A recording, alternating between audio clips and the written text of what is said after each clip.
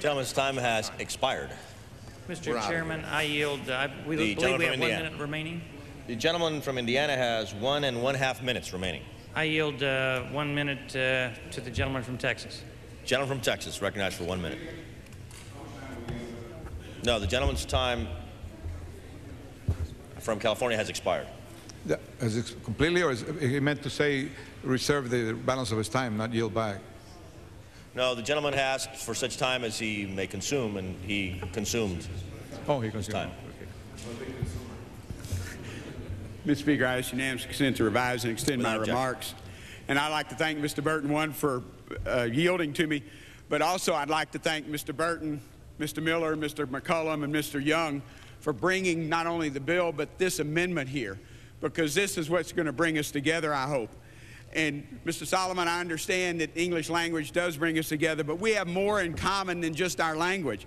As a nation, we're held together by love of liberty and freedom, no matter what language we speak, and no matter how we speak English, because we speak English in different ways, from Texas to Maine to Boston to Florida and everywhere else.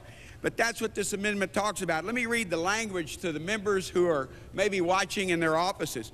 The official language requirements of the federal government shall apply to Puerto Rico in the same manner in the same extent as throughout the United States.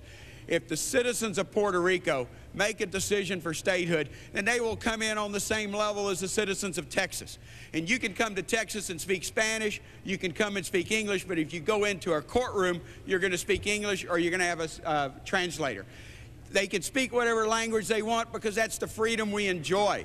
I have people in Texas who are proud to be German and they speak German, but when they go to court, they have to have an English translation. I urge support for the Burton Amendment. Gentleman's time has expired. The gentleman from Indiana. I yield the balance of our time to the gentleman from Rhode Island. The gentleman from Rhode Island is recognized for 30 seconds. Thank you, Mr. Speaker, and I thank the gentleman for yielding to me. Ultimately, this is a political football. The Solomon Amendment is meant to kill this bill. And to think that we are asking the Puerto Rican people to be forced to speak English, how often do we ask the 200,000 Puerto Ricans who served in our nation's military and died, were putting their lives on the line in defense of this liberty, how well they spoke English, Mr. Solomon?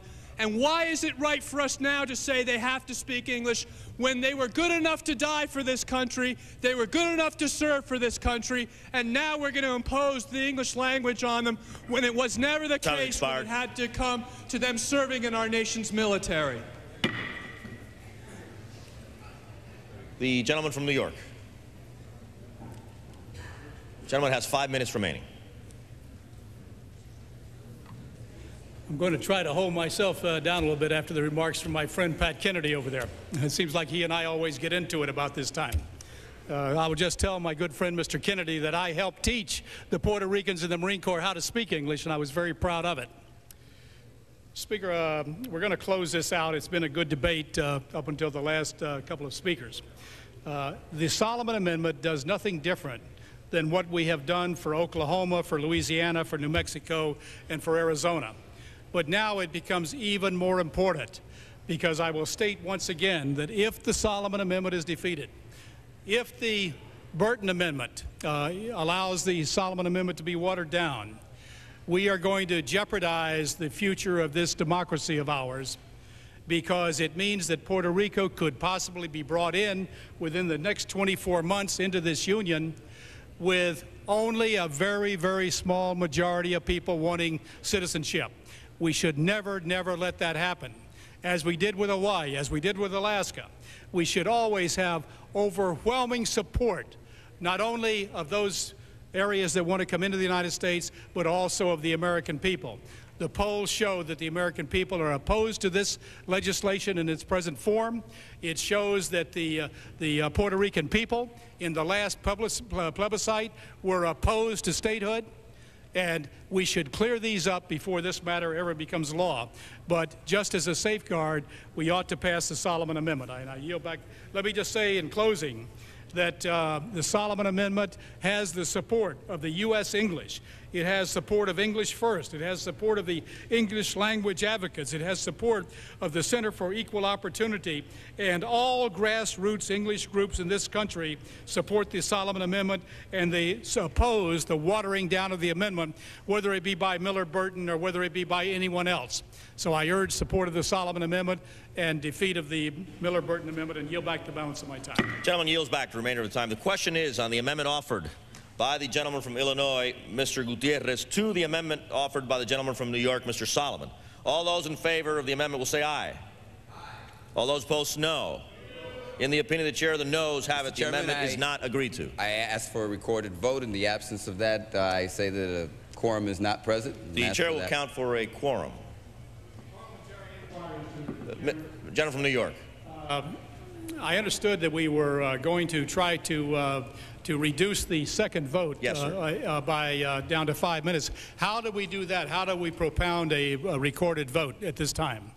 The chair has the authority to do it, and pursuant to the rules, the chair will announce that the subsequent 2 votes will be 5-minute votes. Thank you very much, Mr. Chairman.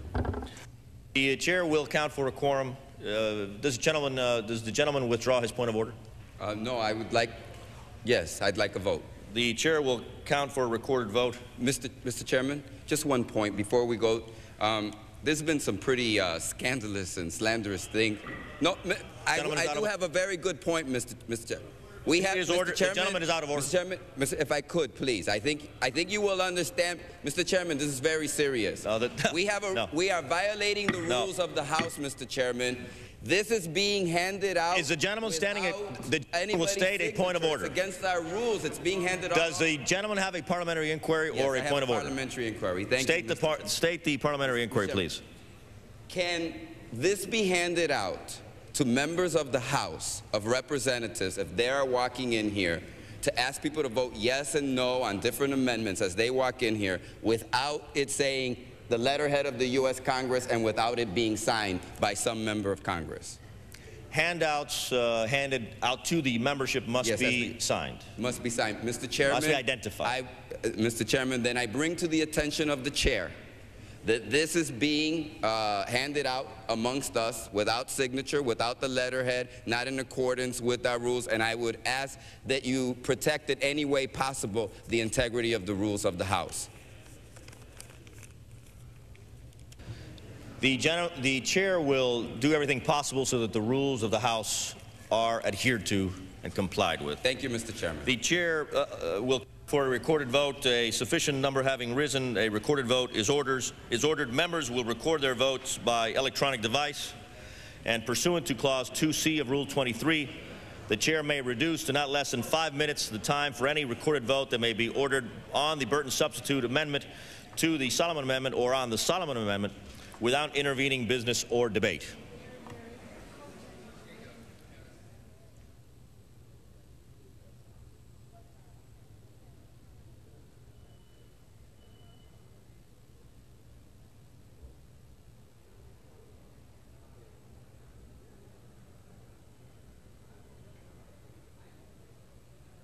It's been about 6 hours now on this Puerto Rico bill. Many amendments left. Debate expected to run possibly until 10 p.m. Eastern Time tonight. This series of votes concerns part of the bill which sets English language policy should Puerto Rico eventually become a U.S. state. Now, the underlying amendment offered by Mr. Solomon would make English the sole official language of federal activities and the primary language of instruction in schools, again, if Puerto Rico does become a state.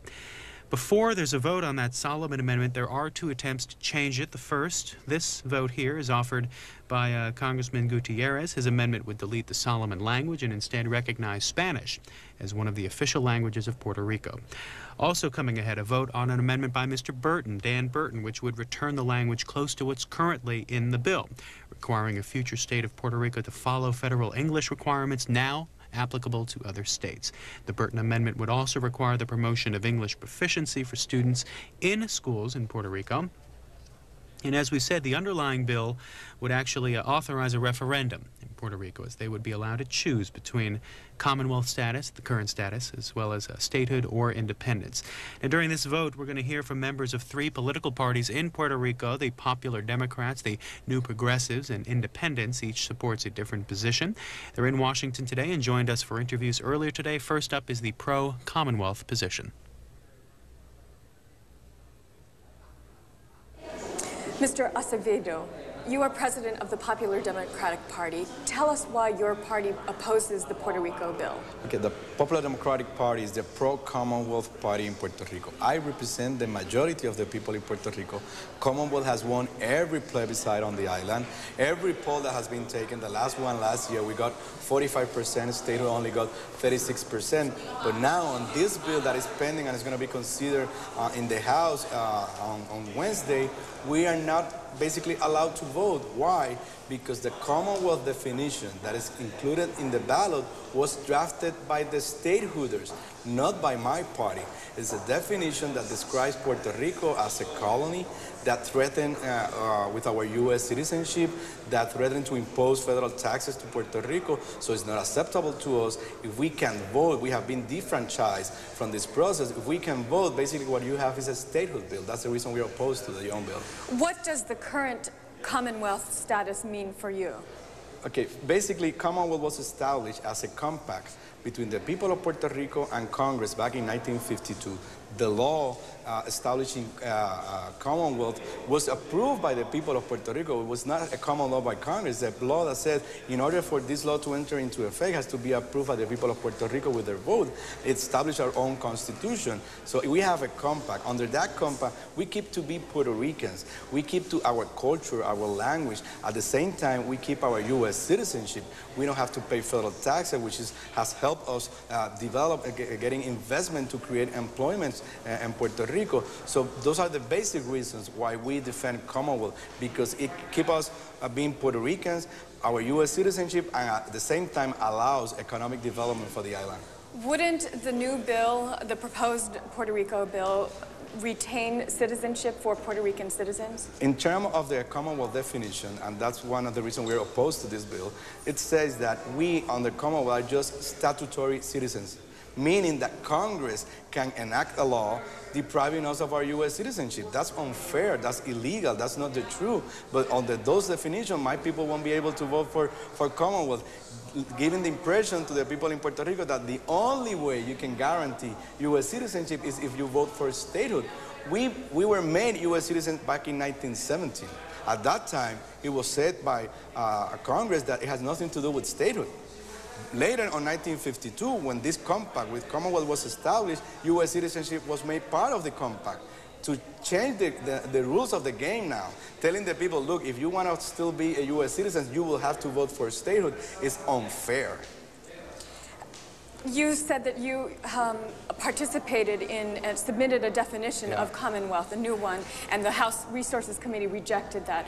What definition did you propose? We proposed the same definition that was approved by this House of Representatives back in 1990. The same one. Chairman Young was on that committee. Congressman Miller was on that committee. We present the same definition. And now, those who voted in favor of that definition back in 1990 are telling my people that our definition is not acceptable. So the only reason it hasn't been accepted is because this is a statehood bill. They don't want to have on that bill anything that will, in a way, means that statehood won't win on the plebiscite. The supporters of the bill say that this doesn't ensure statehood, it just sets into motion a process for Puerto Rican citizens to decide whether to go for statehood or independence or keep the current Commonwealth status. How do you respond? If we have been denied access to the ballot, if we can't vote and we represent the majority, the outcome is going to be for sure for statehood.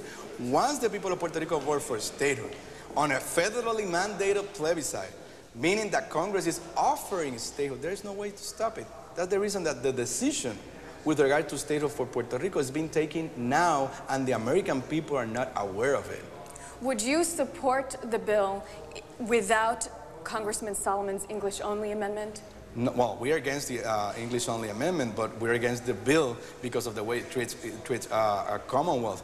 But I want to add that not only they're going to vote to initiate the process for Puerto Rico to become the 51st state, they're going to vote tomorrow also to establish English as the official language of the United States, because this has been made part of the bill with the Solomon Amendment, and the American people are not aware of this.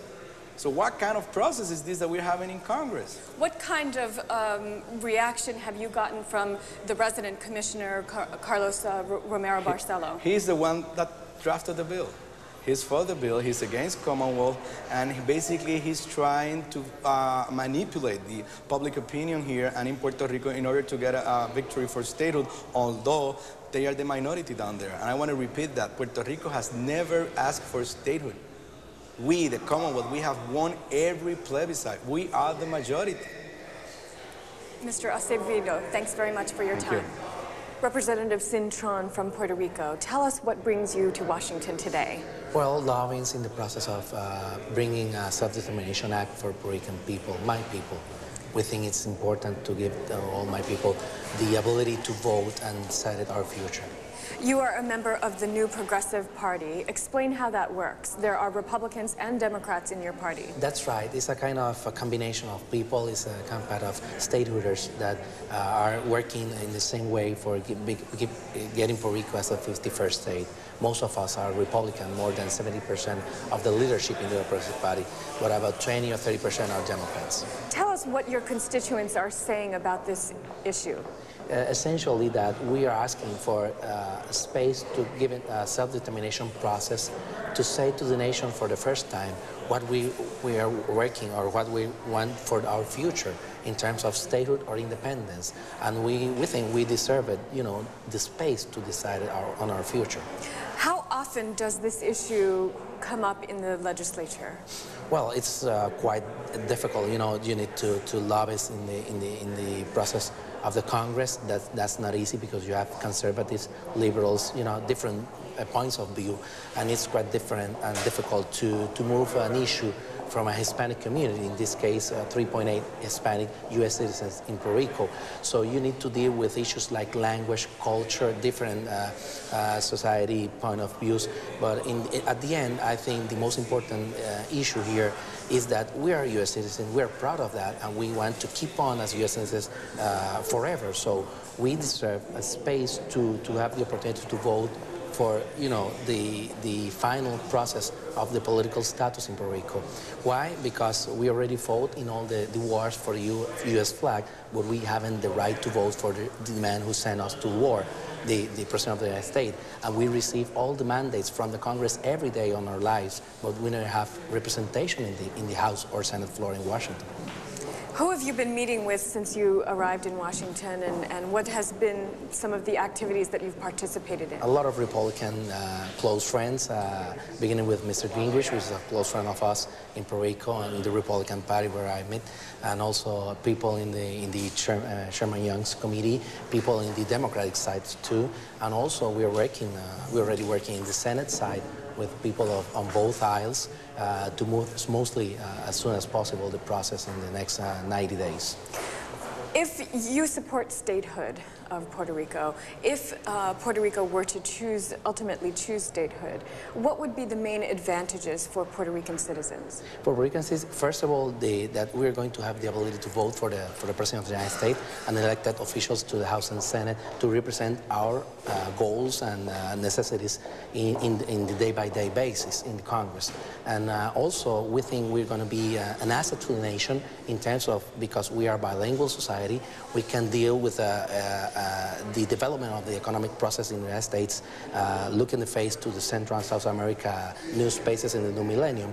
So we think Puerto Rico it could be not only a gateway, but a link, an economic link between the United States and all the rest of the hemisphere, because we can deal in both languages and we can deal with both cultures. It's easier for a Puerto Rican to sell an IBM computer in Buenos Aires, Argentina, than maybe for a fellow citizen from Kentucky.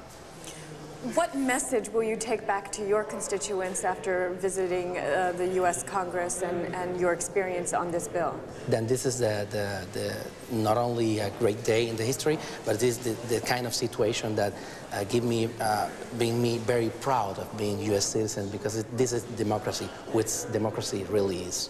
Representative Cintron will let you get back to listening to the floor debate. Thank you, Lara. Manuel Rodriguez, you are a member of the Puerto Rican Independence Party. How big is your party? Well, it's got a huge heart. We have been majorities and we have been minorities, and right now we're a minority party in Puerto Rico. But we're a formal, principal political party registered under the electoral laws of Puerto Rico. What do you do for the party?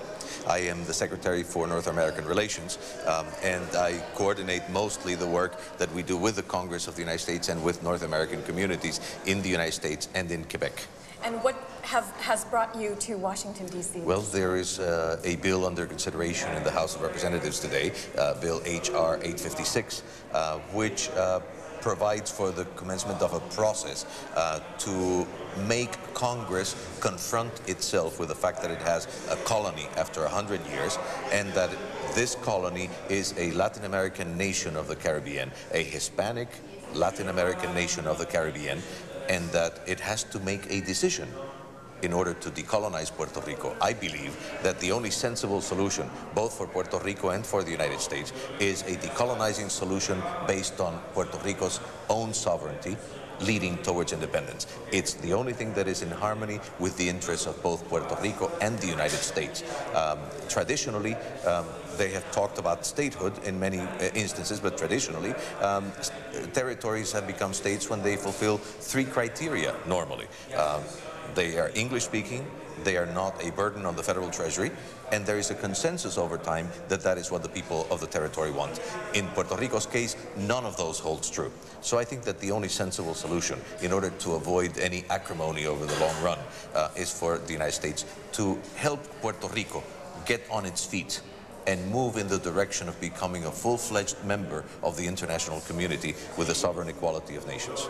The last time there was a plebiscite in Puerto Rico was in 1993, and your option received 4% of the vote. That is correct, the yes. least that it received. Can you explain how, if there is another plebiscite, how that will fare? Well, it depends. I mean, one thing that needs to be done is for Congress to spell out and for Congress to know exactly what its alternatives are. In Puerto Rico, we could have defined independence as meaning the moving of Fort Knox to San Juan, and we could have put it on the ballot. And of course, more people would have voted for it. But we prefer to be honest in our approach. And the other two parties are not. The other two formulas presented options that Congress has not passed upon. And we need to know what Congress believes. Does Congress think that it is possible to have a state that will continue to look upon itself as a member of the Latin American community of nations, sociological, geographical, historical, and cultural nations, even if not political? Does Congress approve of a Puerto Rican state that looks upon itself as having a separate identity, and that even its statehood leaders are not willing to relinquish their language, culture, and traditions, and they have said so in multiple occasions. Now, Congress must pass upon that, and whether Congress wants to assume a permanent dependency, a permanently depressed economy as part of the United States. And that is something that Congress needs to pass upon. I don't think that is a viable alternative, because it condemns Puerto Rico to perpetual poverty. And finally, in the third instance, with the Commonwealthers, they've defined everything. We are both a nation and we are both a state. We are both Americans and we are both Puerto Ricans. So there is very little difference except party rivalries. So we need to have the false options out of the way so that the people of Puerto Rico can then decide on the basis of true options. That is the only way for democracy to be viable and to be a true process that will lead to self-determination. If Puerto Ricans were to choose and eventually get independence from the United States, how would things look 20 years from now? What would be the change? Much better. Puerto Rico will become a developed economy. It is now an underdeveloped economy. Puerto Rico will have developed culturally because it will solve this ambivalence, this chaotic psyche of being American but being Puerto Rican, and being Puerto Rican but being American. And we can decide and develop our country in the best direction possible. Remember, Puerto Rico also has a very solid infrastructure. It has good beginnings and good basis for development, and around us there is a 75-mile radius of 75 million people that speak our language, and for whom Puerto Rico can become a kind of a warehouse for economic development in the Caribbean. I think Puerto Rico has a historic role to play as a trading partner for the United States in the Caribbean in consolidating and developing a regional economy. And the United States needs new trading partners in this hemisphere. Who have you been meeting with, and who do you consider your allies in Congress for your independence option? I consider the American people our ally. And I don't care whether they're Republicans or Democrats. This is not a liberal or a conservative issue. It is not a liberal or it is not a conservative, Republican or a Democratic issue. It is a national security issue, both for the United States and a national survival issue for Puerto Rico. Mr. Manuel Rodriguez, thanks very much for your time. Thank you. So once again, in that 1993 plebiscite on Puerto Rico, 4.4% of those voting voted for independence. Those voting for Commonwealth totaled 48.6% and 46.3% for statehood. So 3 viewpoints there on whether Puerto Rico should become a state, become independent, or remain as a U.S. Commonwealth. The amendments on the floor right now are trying to settle the question of just how much English should be spoken in official government business and schools and other places should Puerto Rico eventually become a U.S. state. We understand there is an upcoming amendment that would allow Puerto Ricans on the U.S. mainland to take part in a plebiscite on Puerto Rico, again, should this bill pass. After that, more amendments are allowed. The House is operating under an open rule. We understand there will be more amendments this evening. Business could run somewhere up until 9 or 10 p.m. Eastern Time. Tomorrow in the House, child support enforcement and electronic eavesdropping. That would be the final acts of business for the week in the House. That's tomorrow. They're in at 10 a.m. Eastern Time. And another reminder that the Senate is still meeting today. C-SPAN 2. They're debating the ICE-T bill. That's the big transportation spending bill. 6 years, $181 billion. They've been discussing blood alcohol levels to set national levels for blood alcohol content and the legality of all that, as well as what to do about the gas tax. And you can learn about all these bills through the C-SPAN website at www.cspan.org.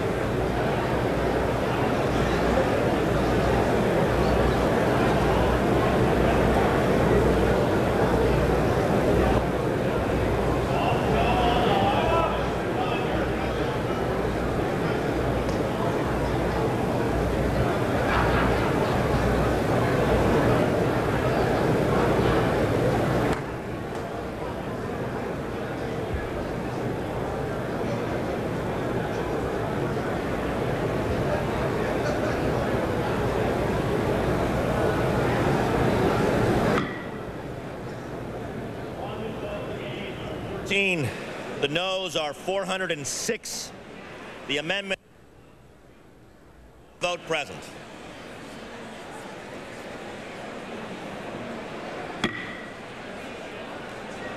The question is on the amendment offered by the gentleman from Indiana, Mr. Burton, to the amendment offered by the gentleman from New York, Mr. Solomon.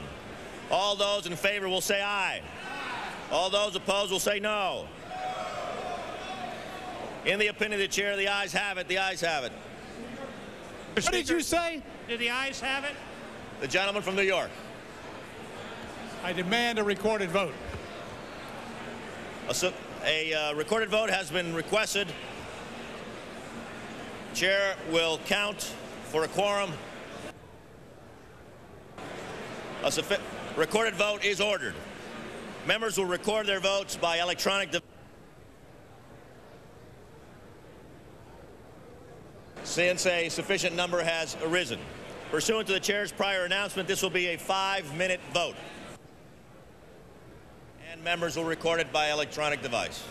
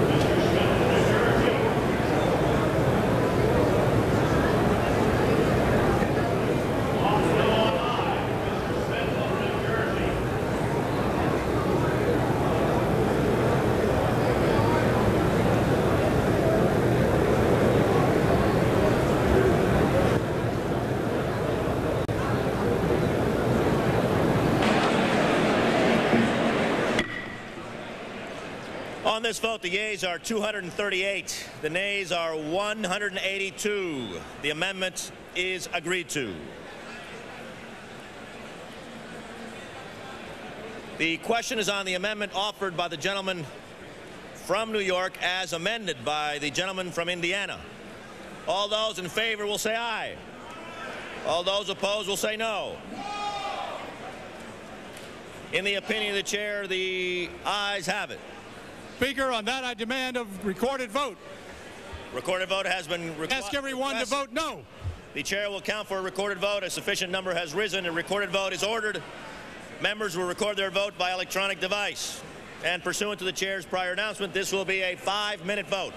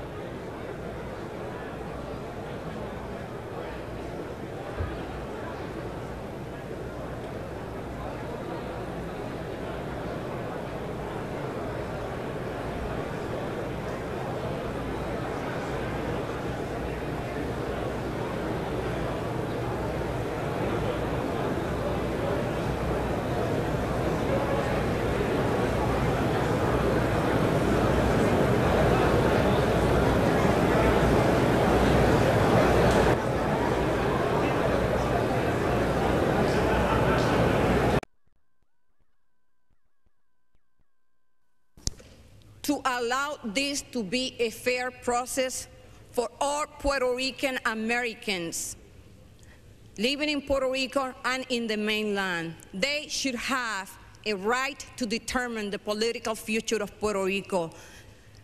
At least, let's make this legislation better by allowing them to participate in the final outcome of Puerto Rico. This is a legislation that has been drafted so that we push one side of the political formulas in Puerto Rico. It's a legislation that supports statehood for Puerto Rico, allow all Puerto Ricans to participate and to say no to statehood and yes to the democratic process. I yield back the balance of my time. Lady yields back balance of her time.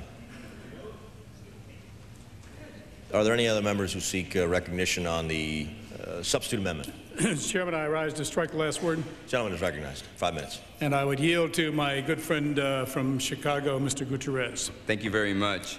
Well, let's think about this a moment. We want all the people to be able to participate in this process that can participate in this process. I think we all really want that. And think about it one moment.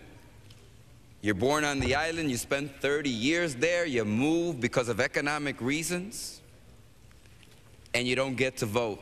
But if you show up on the island 3 months before the elections, registered there, and have no emotional tie until your next promotion or your next job transfer, you get to determine the future of that island. Think about it. Think about it.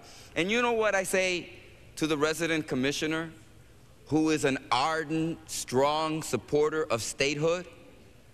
I would think he would wish to cherish the fact that people born on the island of Puerto Rico who live in the United States of America and who live statehood and who understand statehood would be allowed to participate, because he is such an ardent supporter of statehood, and since they live in a state, it seems to me they'd be voting for statehood because that's what they want, because they already live in a state and they'd want everything that he already wants for the people of Puerto Rico. Why deny those very Puerto Ricans born on that island the opportunity to participate when they live in the United States already in a state and understand this better? Let's bring the community together. Let's bring us all together, because I think that that is what is really vitally important. And I stand here today to speak for the 100,000 plus Puerto Ricans that live in my district in Chicago who really want to participate in this process. Let me end by saying, Mr. Serrano, I think the work that you have done has raised a lot of other issues. We will disagree. However, I must state this, that it's not statutory, that the 14th Amendment of our Constitution applies to you, applies to all of those Puerto Ricans, and that we should not use any tactics in order to do that. With that, Mr. Chairman, I would like to ask that if there's no objection, that we vote on my amendment to the Serrano amendment by a voice. Well, if no other members are seeking recognition to debate, the question then will be offered. It is on the amendment offered by the gentleman from Illinois as a substitute for the amendment offered by the gentleman from New York. Those in favor of the substitute amendment will say aye. Those opposed will say no. In the opinion of the chair, the noes have it. The amendment is not adopted. Thank you, Mr. Chairman.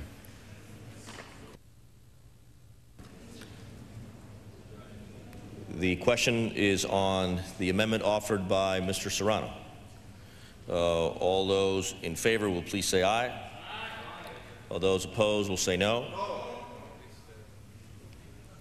In the opinion of the chair, the ayes have it. Yes, just an inquiry, parliamentary inquiry. Oh. I don't think it changes the outcome. Mr. Speaker, is there a vote pending? The chair has announced that the ayes have it on the amendment by Mr. Serrano. Mr. Chairman, the amendment is adopted. Mr. Chairman, on that I request a recorded vote, and pending that, make a point of order that a quorum is not present. The chair will count for a quorum.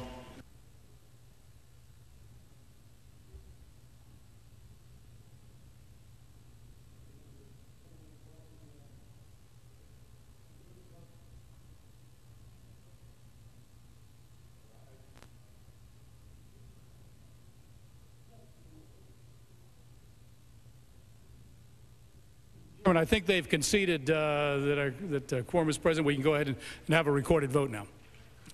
Yeah, we don't want a recorded vote. No, you have to have 25 people. It's up to the chair. It's really bad when nobody's standing up. Chair will count for a quorum.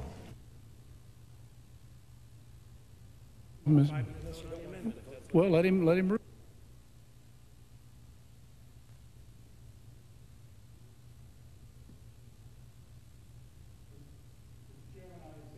Order.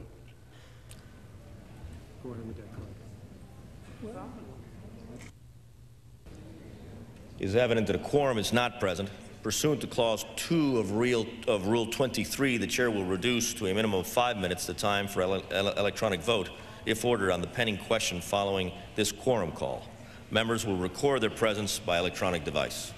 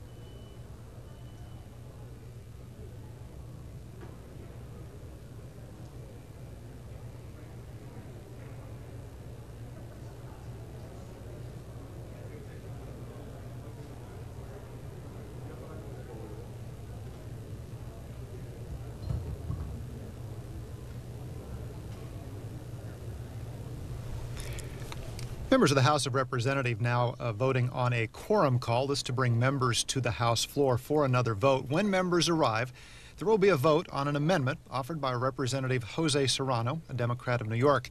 Since 10:30 this morning, members debating this legislation that would allow a vote in Puerto Rico on its political future. And this amendment by Jose Serrano, which will be voted on after this quorum call, would let people born in Puerto Rico and living outside the island to vote in the referendum. Nearly 4 million people live in Puerto Rico. 2.5 million people were born in Puerto Rico and live on the U.S. mainland. Again, after members arrive in responding to this quorum call, there'll be a vote on this amendment offered by Representative Jose Serrano. On our Washington Journal program this morning, this was one of the topics of discussion. Again, this legislation that would allow a vote in Puerto Rico on its political future. The guests on our program this morning were Jim Boulay of English First and Alex Adushaletsky of Citizens Education Foundation. And this portion of the Washington Journal begins with a question from one of our viewers in the South. Them into the union. And also, all these pharmaceutical companies in Puerto Rico, I believe Supreme Court Justice Breyer was paid by the University of Puerto Rico to have a 2-week paid vacation in Barcelona, Spain. Now, I'd like to know how this connects to that. And also, all these federal dollars, they say most of Puerto Rico is under the National Register of Historic Places, and they're pushing all the poor people into the slums with our tax dollars funding all of these historic monuments over there. I think they ought to be an independent country. We ought to treat them as such. And I think our tax dollars ought to stay at home and send them to Mississippi. We could use them down here. Mr. Odosholitzy. Yes, as a matter of fact, I really welcome your comment because that's precisely what H.R. 856 is all about.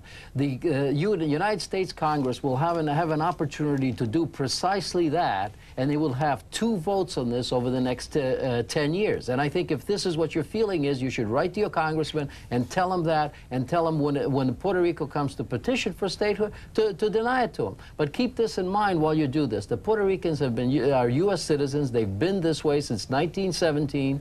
They've died in all the wars that the United States has fought, and they can't even vote for their commander-in-chief. So if you talk about pushing Puerto Rico out, keep in mind, what are you going to do with 3.7 million U.S. citizens? Are they going to all get on a plane and move next door to you?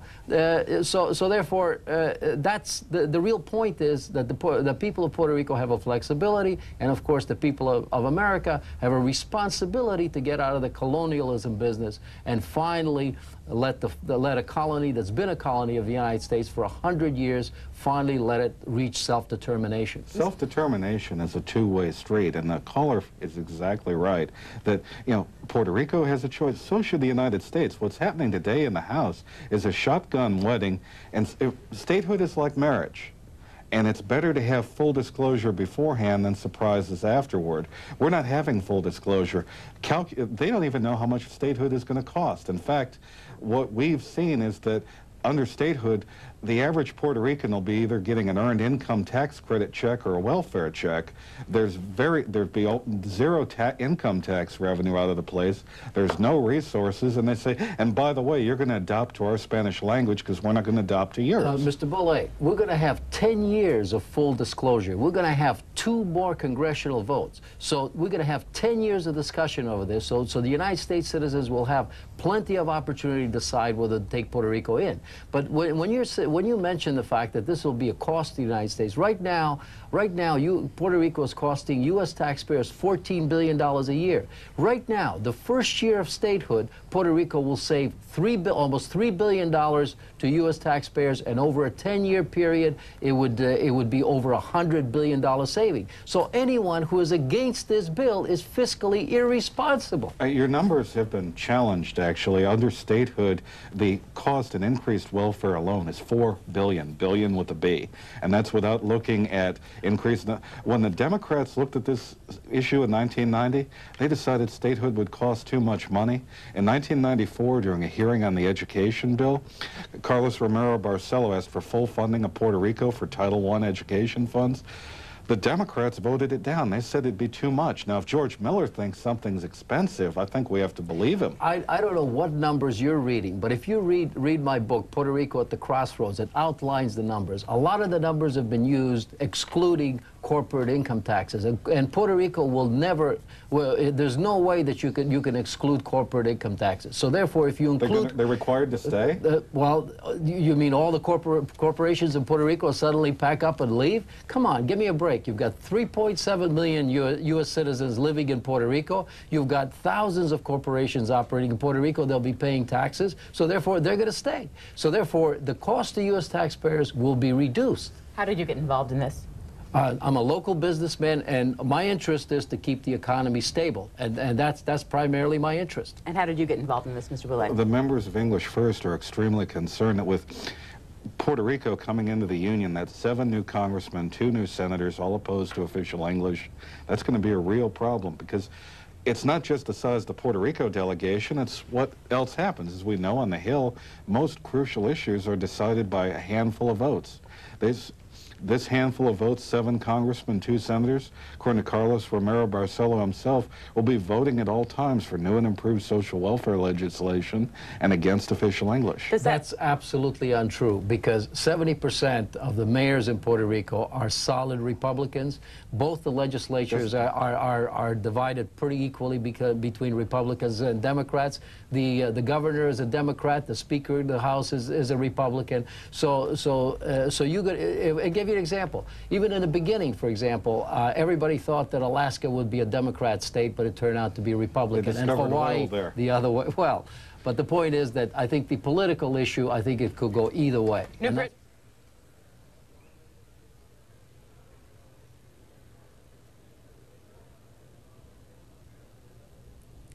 To our guests this morning on Washington Journal, Alex Odeshaletsky of the Citizens Education Foundation and Jim Boulay of English First. We're going to learn more about what's been happening on this issue today. In Statuary Hall, Lena Yunus is Washington Bureau Chief of El Vocero de Puerto Rico, and she's with our producer, Annie Tin. Lena Yunus, tell us a little bit about how you've been trying to cover this big bill on the floor. Yes, definitely this is a historic bill for Puerto Rico. And I have been covering it daily for El Vocero of Puerto Rico. And of course, it's an issue which is of keen interest to the people, because finally the Congress is giving the Puerto Rican people a choice to have 3 status options and to vote in a plebiscite, which hopefully they will endorse.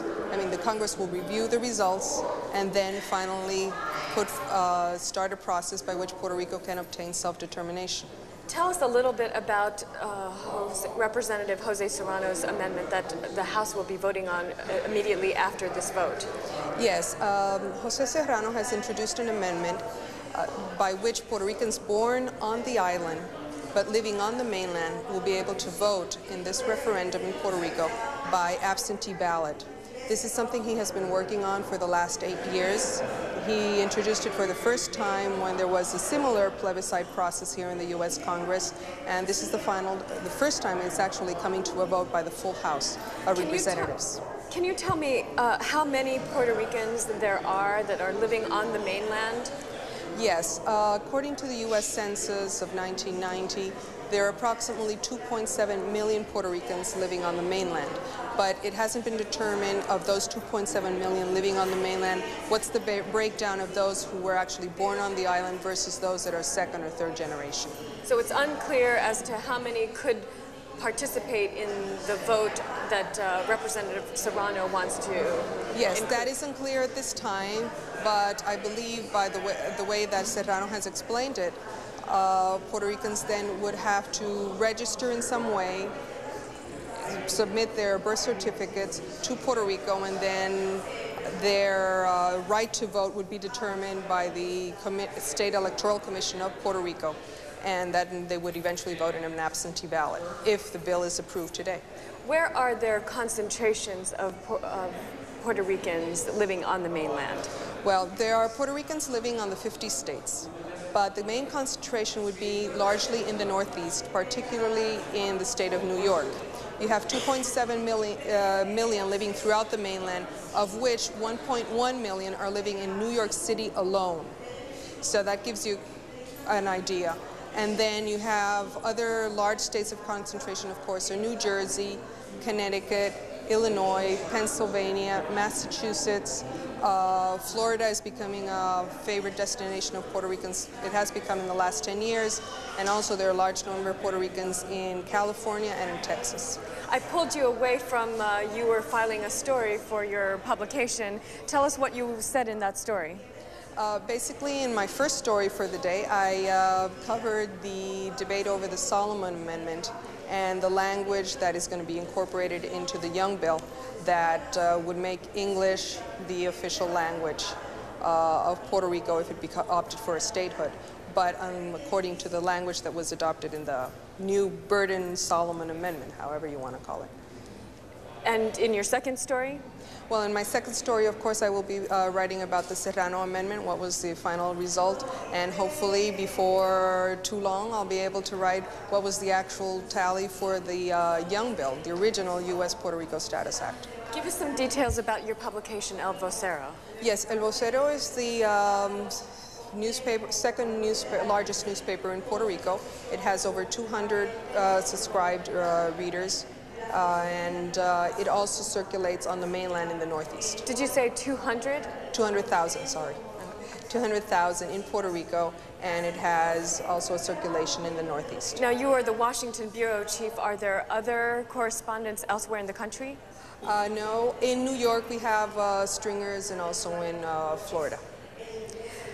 What are you watching for the rest of the evening as Congressman Gutierrez and Congresswoman Velasquez offer more amendments? What will you be paying attention to? Well, I'm going to be paying attention to the type of amendments they're going to be introducing if they actually succeed, and what's going to be the final language of the bill once it's approved by the full floor. What are you hearing on the Senate side? On the Senate side, already the Puerto Rican politicians, of course, are lobbying the senators, and the word that we have gotten from the leadership in the Senate is that they are going to look closely to what the House voted to hopefully then expedite the process in the Senate so that there will be a bill for the President to sign in the near future. I'll close by asking one last question. Just as we were coming down here to do this interview, you spotted the Speaker of the House from Puerto Rico. What do you suspect he's doing up here? Well, I'm sure that he is very eager, as many other legislators from Puerto Rico, to see what is the result of what they consider, and we all consider to be a historic piece of legislation. And I'm sure that he will, once the bill is approved in the House, gear his efforts to lobby the Senate so that the bill will be equally successful on the Senate side. In covering the bill from the gallery, you have noted a number of other key players from Puerto Rico, including the former governor of Puerto Rico. Yes. Tell me a little bit about him. Yes, Governor Luis Ferrer, the first pro-statehood governor, was elected in 1968. He served one term, and he's currently 94 years old. And he has been observing very closely the debate and the vote in the House. Lina Younes, thanks very much for your time. Thank you. Members of the House responding to a quorum call. As you can see, about 300 of the members responding so far. Once members are assembled on the House floor, they'll be voting on an amendment offered to this legislation regarding a vote in Puerto Rico on the future of the island. The amendment that will be voted on is offered by Representative Jose Serrano, a Democrat of New York, and that amendment would let people born in Puerto Rico but living outside the island to vote in the referendum. About 4 million people live in Puerto Rico, and about 2.5 million were born there but live on the U.S. mainland. This debate on this issue began at 10:30 this morning. It's being debated under an open rule. About a dozen more amendments are expected this evening. The schedule of the House calls for this debate to be over at about 9 o'clock this evening.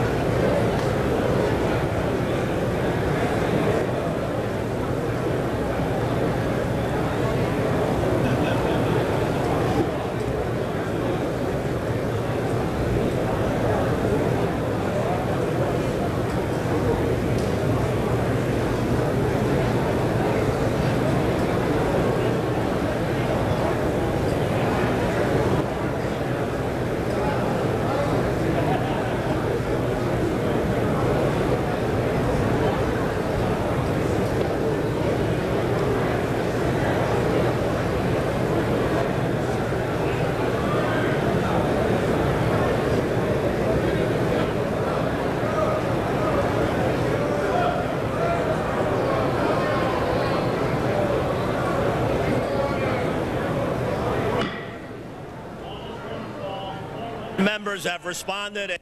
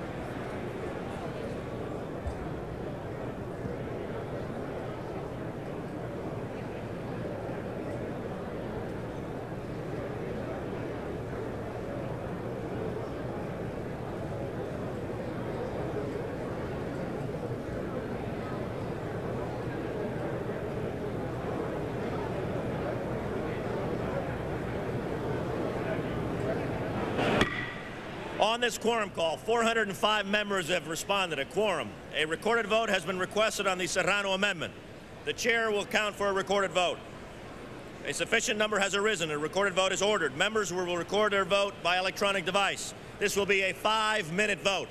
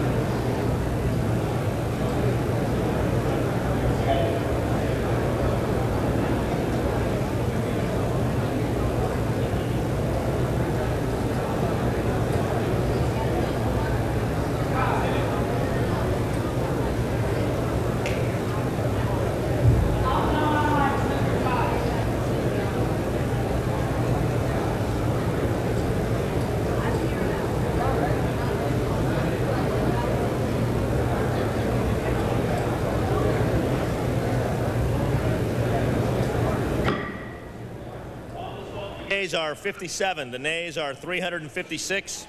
The amendment is not agreed to.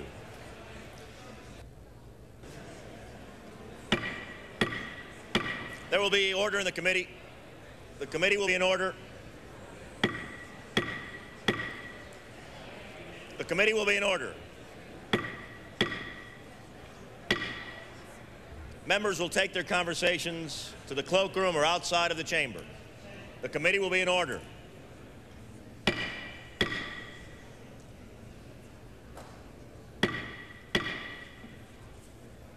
The committee will be in order. Members will take their conversations outside of the chamber or in the cloakrooms.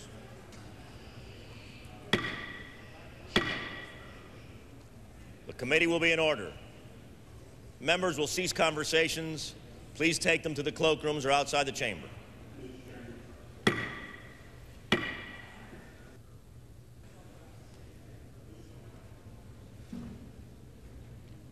The gentleman from Alaska. I'd like to yield for unanimous consent to the gentleman from Kentucky. Mr. Chairman, thank you, gentleman, for yielding. I rise in opposition to H.R. 856 and ask unanimous consent to revise and extend my remarks. Mr. Chairman, for the members.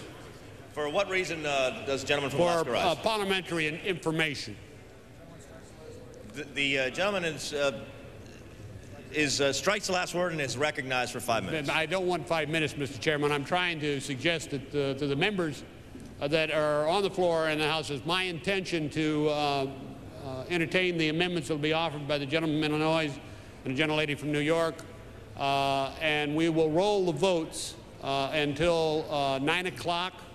At that time, I hope the gentleman and the lady and whoever's offering amendments will have a fruitation finalization of these amendments so we can bring this legislation to the end of the day very quickly. But that's my intent, to have no more votes until, I believe, 9 o'clock. Will the gentleman yield? Gladly yield. Thank you. Thank you, Mr. Young. I would like to say two things on behalf of the Congresswoman from New York and myself. We don't intend to call for any recorded votes, at least on our amendments, any subsequent recorded votes on our amendments. And You're a great gentleman. So just so that you know, we're going to debate them, but not ask for recorded votes on them, A. And we're going to, although we promised Mr. Solomon and Mr. Moakley that we would offer no more than 12, we will offer no more than 5 additional amendments. I thank the gentleman, and I thank the gentleman, I thank the chairman of the Rules Committee. There will be an amendment by Mr. Barr, I understand, that will be debated, but I would suggest that everybody will have at least an hour of if they wish to go to dinner or go to the office and do some work. And then after 8 o'clock, then all holes are barred, but we hope to bring this to a finalization by 9 o'clock, and I thank the gentleman for my time. There will be order. There will be order in the committee.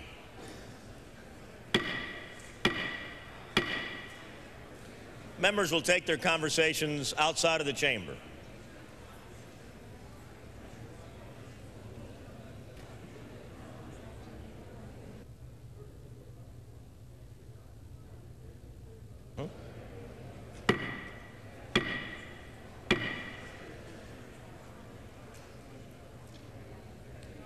There will be order in the committee. Members will take their conversations outside of the chamber.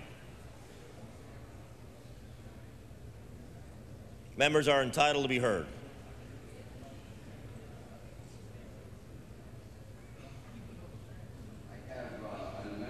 The desk, amendment number 36. The clerk will designate the amendment.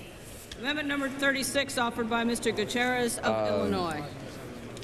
The gentleman is recognized for 5 minutes on his amendment. Thank you very much, But Mr. the gentleman will suspend. The gentleman is entitled to be heard, and members will take their conversations outside of the chamber. The gentleman from Illinois is entitled to be heard. Members will suspend their conversations, take them out of the chamber.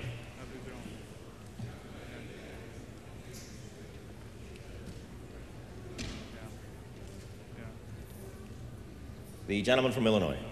Well, first, before I begin, and I don't know if we can do something, but I figure with the the will and the ability and the knowledge that Mr. Solomon has and Mr. Miller and the goodwill, if we could figure some way, because they keep referring to all these amendments as mine, when indeed, Mr. Chairman, I just want to make for the record that every last amendment is a Gutierrez-Velasquez amendment. Apparently, we didn't do the right thing when we introduced them, but if somehow along the way that could be clarified, I think that that's very important, because the lady and I are working together on each one of these amendments. Thank you. I rise to offer my amendment to Section 2 of the bill, the findings section. My amendment adds language to the bill to clarify that Puerto Rico is indeed a nation. I offer this amendment because I think it is very important that both the people of Puerto Rico and the people of the United States understand clearly what the United States Congress is doing in relation to the people of Puerto Rico. The people of Puerto Rico consider themselves a nation. I think that should be made abundantly clear to all the members of this House. They consider themselves a nation, a separate and distinct people, and they love their American citizens and some citizenship. And some of you say, but isn't that contradiction? That's the contradiction you get with colonialism. It's not their contradiction. It's a contradiction that we have. But everyone should understand that.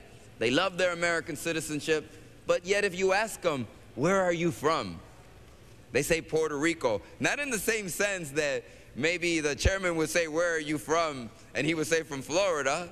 Or I might say from someplace, but, you know, or Mr. Solomon might say from New York, from the Empire State of New York.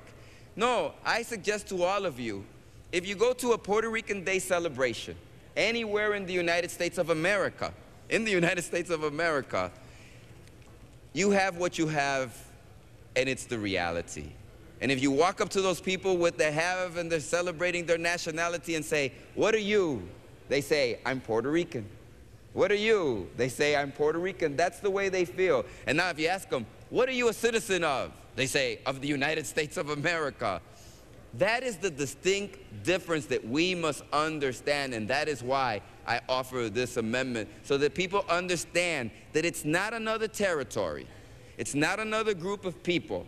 It's not. It's very different and distinct, and I think we should remind ourselves of that as we proceed with these deliberations. The people of Puerto Rico have an ethnicity, have a language, have a culture, excuse me, strike the word ethnicity, have an idiosyncrasy of their own. There are words in Spanish. Cuando yo digo ay bendito, I mean, if you're from Mexico or Colombia or from Cuba, they say, you're from Puerto Rico porque dijiste ay bendito, porque esos sí son de aquí. That's the way it works, because those indeed are from here. We may wish, as my mother many times said, querer tapar el cielo con la mano, which means you may wish to hide yourself from the skies with your hand, but you can't. The fact is that Puerto Rico is a nation, and we should recognize this here in this bill. It's a nation of people who are citizens of the United States. Remember something. President Clinton said, oh, but in America, we have people from Poland and they're Polish Americans. And we have people from Ireland and they're Irish American. And then we have people from Germany and they're German American, and on and on. And he said, and we all blend here together in the great United States of America. That's true. The difference is, Mr. President Clinton, there's a Germany, a Poland, and an Ireland. And when you make Puerto Rico a state, is there a Puerto Rico as a state or as a nation? Let's understand this is different. All of those people came here as immigrants to this country with the intent of staying here forever. The people of Puerto Rico want to have a special relationship with this nation. Let's try to see if we can do that and achieve that together. And I end my comments with that. Thank you very much, Mr. Chairman. The Chair will remind all members that remarks in languages other than English cannot be transcribed by the official reporters of debate and cannot be printed by the government printing office. Members may, however, submit translations to their remarks in other languages, and such translations will appear in the record in the distinctive type associated with an extension or revision of remarks. For what purpose is the gentlelady from New York rise? I rise to strike the last word. Gentlelady is recognized for 5 minutes. My colleagues, Puerto Rico is a nation, a Latin American nation, and a Caribbean nation. It is historically constituted stable ethnic community with a common culture, a common history, a common economic life, and its own language, Spanish. But more importantly, there is a common psychology of a people who are unique in their customs, traditions, music, and way of being. We call it Boricua. It is unfortunate that the sponsor of this bill have ignored this fact. Puerto Rico has been long recognized by the courts, Congress, and international countries as being a distinct nation. Puerto Rico's special status as a separate nation under the sovereignty of the United States derives from an extensive history of legal precedents. The Supreme Court recognized Puerto Rico as a distinct nation when in the early part of the century it decided that Puerto Rico was in fact an unincorporated territory which never intended to become a state. Congress recognized Puerto Rico as a distinct nation in 1917 when it extended U.S. citizenship to Puerto Rican nationals. This is a national issue which deals with the rights of the Puerto Rican nation to self-determination. The island existed as its own nation well before they were annexed in 1898 by the United States. The people of Puerto Rico who are the subject of this pending legislation already consider themselves a nation and are in fact a nation who are not willing to renounce their own culture, their own heritage, and most of all, their own language in order to join the Union. Our amendment to the findings section makes Congress aware that Puerto Rico is sociological and culturally a Caribbean and Latin American nation. It is made up of people, European, African, and native ethnicities with a distinct culture, which, unlike several states, has Spanish as a common language. And I would like to correct the delegate from Puerto Rico who said that we embraced the English language in 1902. No, that was not so. Let's set the record straight. English was imposed upon the people of Puerto Rico in 1902, and still this day, even that imposition, the large majority of the people of Puerto Rico don't speak English. My colleagues, Puerto Ricans are very proud of their cultural heritage and of their Puerto Rican national identity. This pride for the homeland transcends barriers and oceans. As Puerto Ricans leave the island, they take with them the intense pride they feel for their nation. Puerto Rico, the nation, shares common geographical spaces, a long history, its own economic life, and it is very distinct Caribbean, Latin American culture, but above all, a common language, Spanish. Puerto Ricans has been speaking Spanish for 500 years, the first 100 under Spanish rule, and the last century under American rule. Its closest neighbors in the Caribbean all speak Spanish. Language, history, and culture are distinct characteristics that all point to Puerto Rico being a nation. Our amendment will make Congress appreciate and adopt that reality. I urge my colleagues to support our amendment. And I yield back the balance of my time.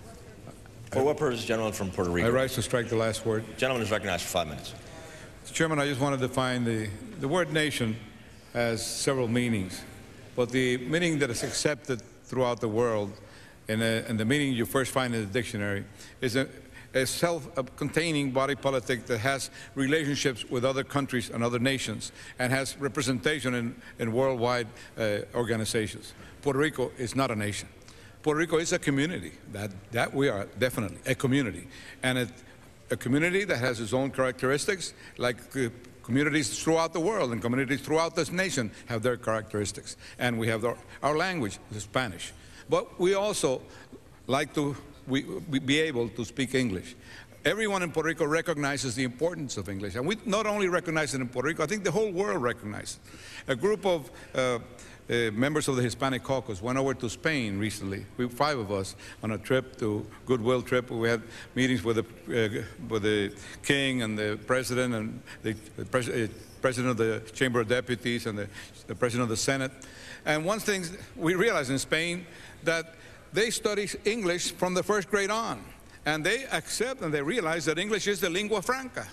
Throughout the world, everyone is coming to recognize that. And at home, when I was governor, I visited every single high school in Puerto Rico. And when I asked them about the issues that the students that stood up, they always infallibly, the students, the parents, the teachers, said that they wanted to have better opportunities to learn English. And that was in every high school in Puerto Rico. Now, if you take up a newspaper in Puerto Rico, and the jobs offers on the Sunday, 90% or more of the job offers say bilingual, bilingual, bilingual. Everyone realizes that they have to speak English. There is no resentment against English, on the contrary. So when they talk about this nation, there is no such thing as a nation in Puerto Rico. We are a community. We have no international standing. We're part of the United States. And just, they mentioned a little while ago that all the Irish Americans, the English Americans, the Italian Americans, the French Americans, but the Puerto Ricans are Puerto Ricans. Well, do your Texans call themselves Texan Americans or Californian Americans or New Yorker Americans? They're New Yorkers, Texans, Californians, and we're Puerto Ricans. It's just because we're part of the nation. And part of our culture is the American democracy and the values for which it stands. And that's what the people of Puerto Rico, and everyone has accepted it here, and they realize that they want their U.S. citizenship. And they will not change their U.S. citizenship for anything. And they will not trade it, they won't accept anything else. But some of them might be misguided as to what it means to be a U.S. citizen, and might not realize that they don't have all the privileges and all the rights and all the responsibilities that other citizens do. But one thing is that people want to do. They want to be self-supporting, and we want to pay into the fiscal system and share alike, like brothers and sisters, with the rest of our citizens. Thank you. For what purpose, gentleman? Strike the requisite number of words in opposition to the amendment. The gentleman is recognized for 5 minutes. Mr. Chairman, members of the House, our 2 colleagues in support of their amendment described, I think, accurately a history of Puerto Rico, but they didn't accurately describe a nation. And it's that history that is the reason why we're here today, so that the people of Puerto Rico can freely and openly choose the status which they desire. Because of that history, because of how this relationship has evolved, that's why we're here today, to pass this legislation, and then the people in Puerto Rico can make a decision about their status, and I oppose this amendment. For what purpose, gentleman from Pennsylvania, rise? I rise to strike the requisite number of words. The gentleman is recognized for 5 minutes. Thank you, Mr. Speaker. Mr. Speaker, I rise in opposition to the amendment. I think it arises out of the justified pride of the authors, but I don't think we need to really define here the nationhood of Puerto Rico. The real issue before us is Puerto Rican self-determination, and I strongly support the underlying bill, H.R. 856, which would allow us to move forward and allow Puerto Rico to make a strong and clear decision on its own destiny. And I request unanimous consent to revise and extend my remarks. Without objection. Thank you. Is there further debate on the amendment? We're going to roll.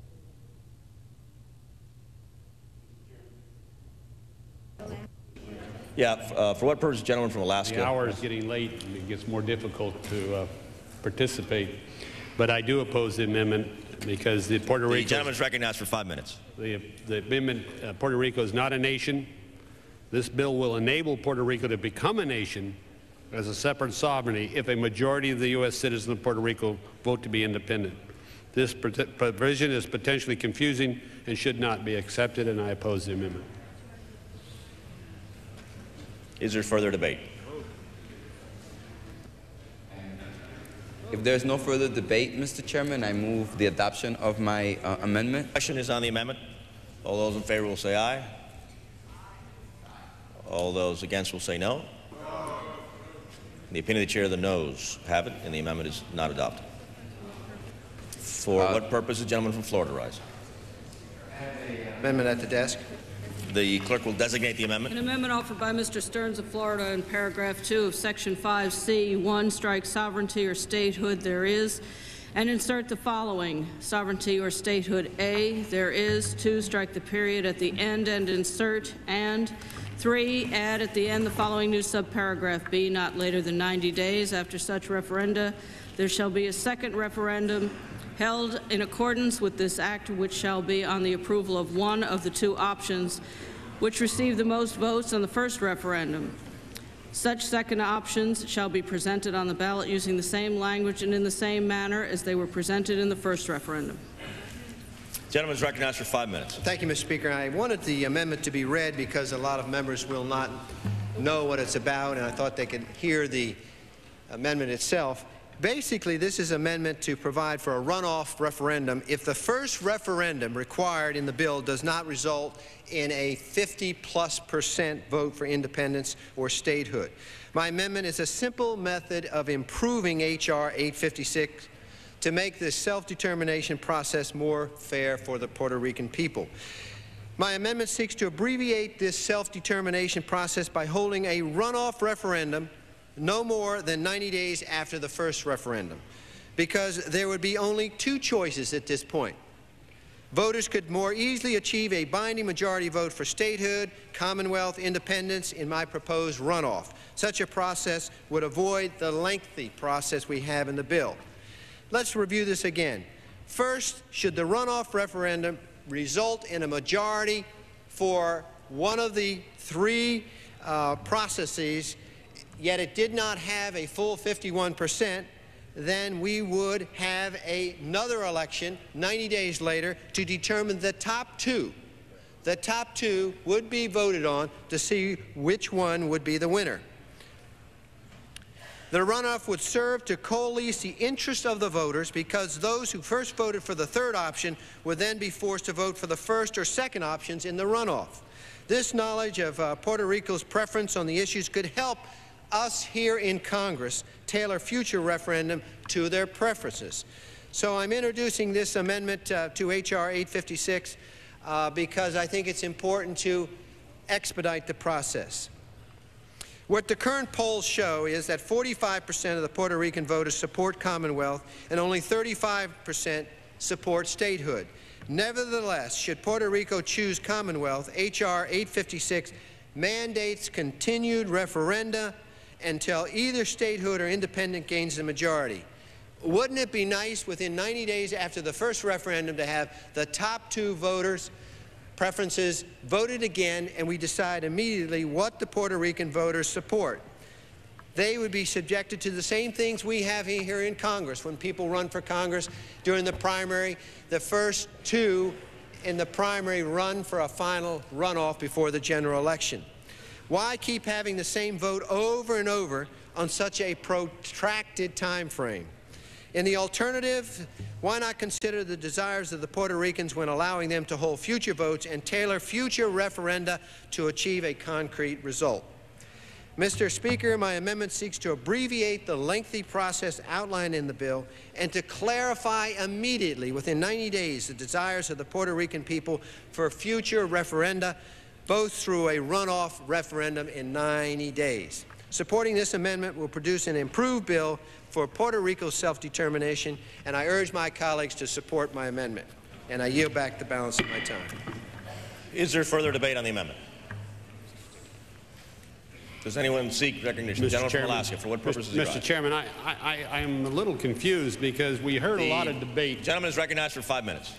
Recognized for 5 minutes. I heard a lot of debate today about, you know, the Congress forcing people to do things, and I am afraid that what this will do will put the pressure to two groups to have the vote within 90 days. And to my knowledge, it's never happened in any other entrance into the United States if there wasn't a majority. In fact, there's been other areas that didn't have a majority, and they had to wait and wait and wait until they did it again. And I'm a little confused why this is necessary to do it on this bill. It's very clear in my bill that says you have to have a majority. Mr. Barr is going to offer an amendment which I will not support, but he wants a super majority. And this is saying we're going to have a vote on the two top ones, and they're going to have that vote, and that's what's going to result in 90 days. And I just think this adds confusion to this bill is not necessary, so I reluctantly oppose the amendment. I just think that I just heard about it, and the gentleman talked to me a moment ago, and I don't really know what it's going to try to accomplish, so I do oppose the amendment. Yes. Postpone. Does anyone seek recognition? Gentleman from California. In opposition to the amendment, I think that... Recognized 5 minutes. I'm not sure that this approach works. I think you know, after looking at a number of different approaches, the committee decided that all three options ought to be on the ballot. People, given the political, cultural history of people on the island, they ought to be able to express it along those lines. I'm sure there's many people that might vote for independence, which historically has been the third party out. The notion of a runoff to many of these people, that's not an option to them. They wouldn't go from independence to saying that they're looking for statehood. I mean, it doesn't work. This is a political process where people have very, very strong convictions. We may want to transport the mainland system where people kind of wander around between Republicans and Democrats and different options and that don't seem to hold those same kind of convictions. On this issue, people have very strongly held positions, and the fact that you lost the runoff doesn't mean you then convert that position immediately to one of the other options, because that's not how your political positions have evolved or have been articulated over the many years of this relationship. I'll be happy. Well, the gentleman yelled. For example, let's say we turn out that the Commonwealth gets 46%, statehood gets 43%, and the remaining goes for a sovereign nation. Then you would have the runoff of the Commonwealth and the statehood. Those people who believe in independence would probably support Commonwealth, and it would move to probably 53, 54%. So then we in Congress would know immediately that they prefer Commonwealth or independence alternative rather than statehood. And I think that information is very important for the people in Puerto Rico to know, and important for people and members of Congress to know when we determine whether this country should move forward to statehood. It's another critical piece of information. It gives democracy a chance to work and gives the people who support independence an opportunity to vote again. And I thank the gentleman for yielding. I'm not sure that's a real option to many of the people who support independence, but they'll have to determine that. And I remain opposed to the amendment. Does anyone seek recognition? If not, the question is on the amendment offered by the gentleman from Florida, Mr. Stearns. Those in favor, please say aye. Those opposed, say no. In the opinion of the chair, the noes have it. The amendment is not adopted.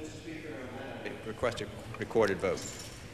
The recorded vote has been requested pursuant to House Rule Resolution 376. Further proceedings on the amendment offered by the gentleman from Florida, Mr. Stearns, will be postponed. Thank you. Are there other amendments?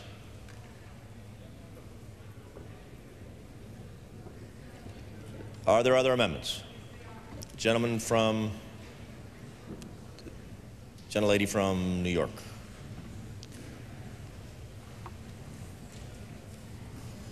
Gentlelady is recognized for 5 minutes. Congressman Gutierrez will be presenting that amendment. He's in the cloakroom. Can we wait just He's on 2 his way. seconds? He's on his way. Thank you.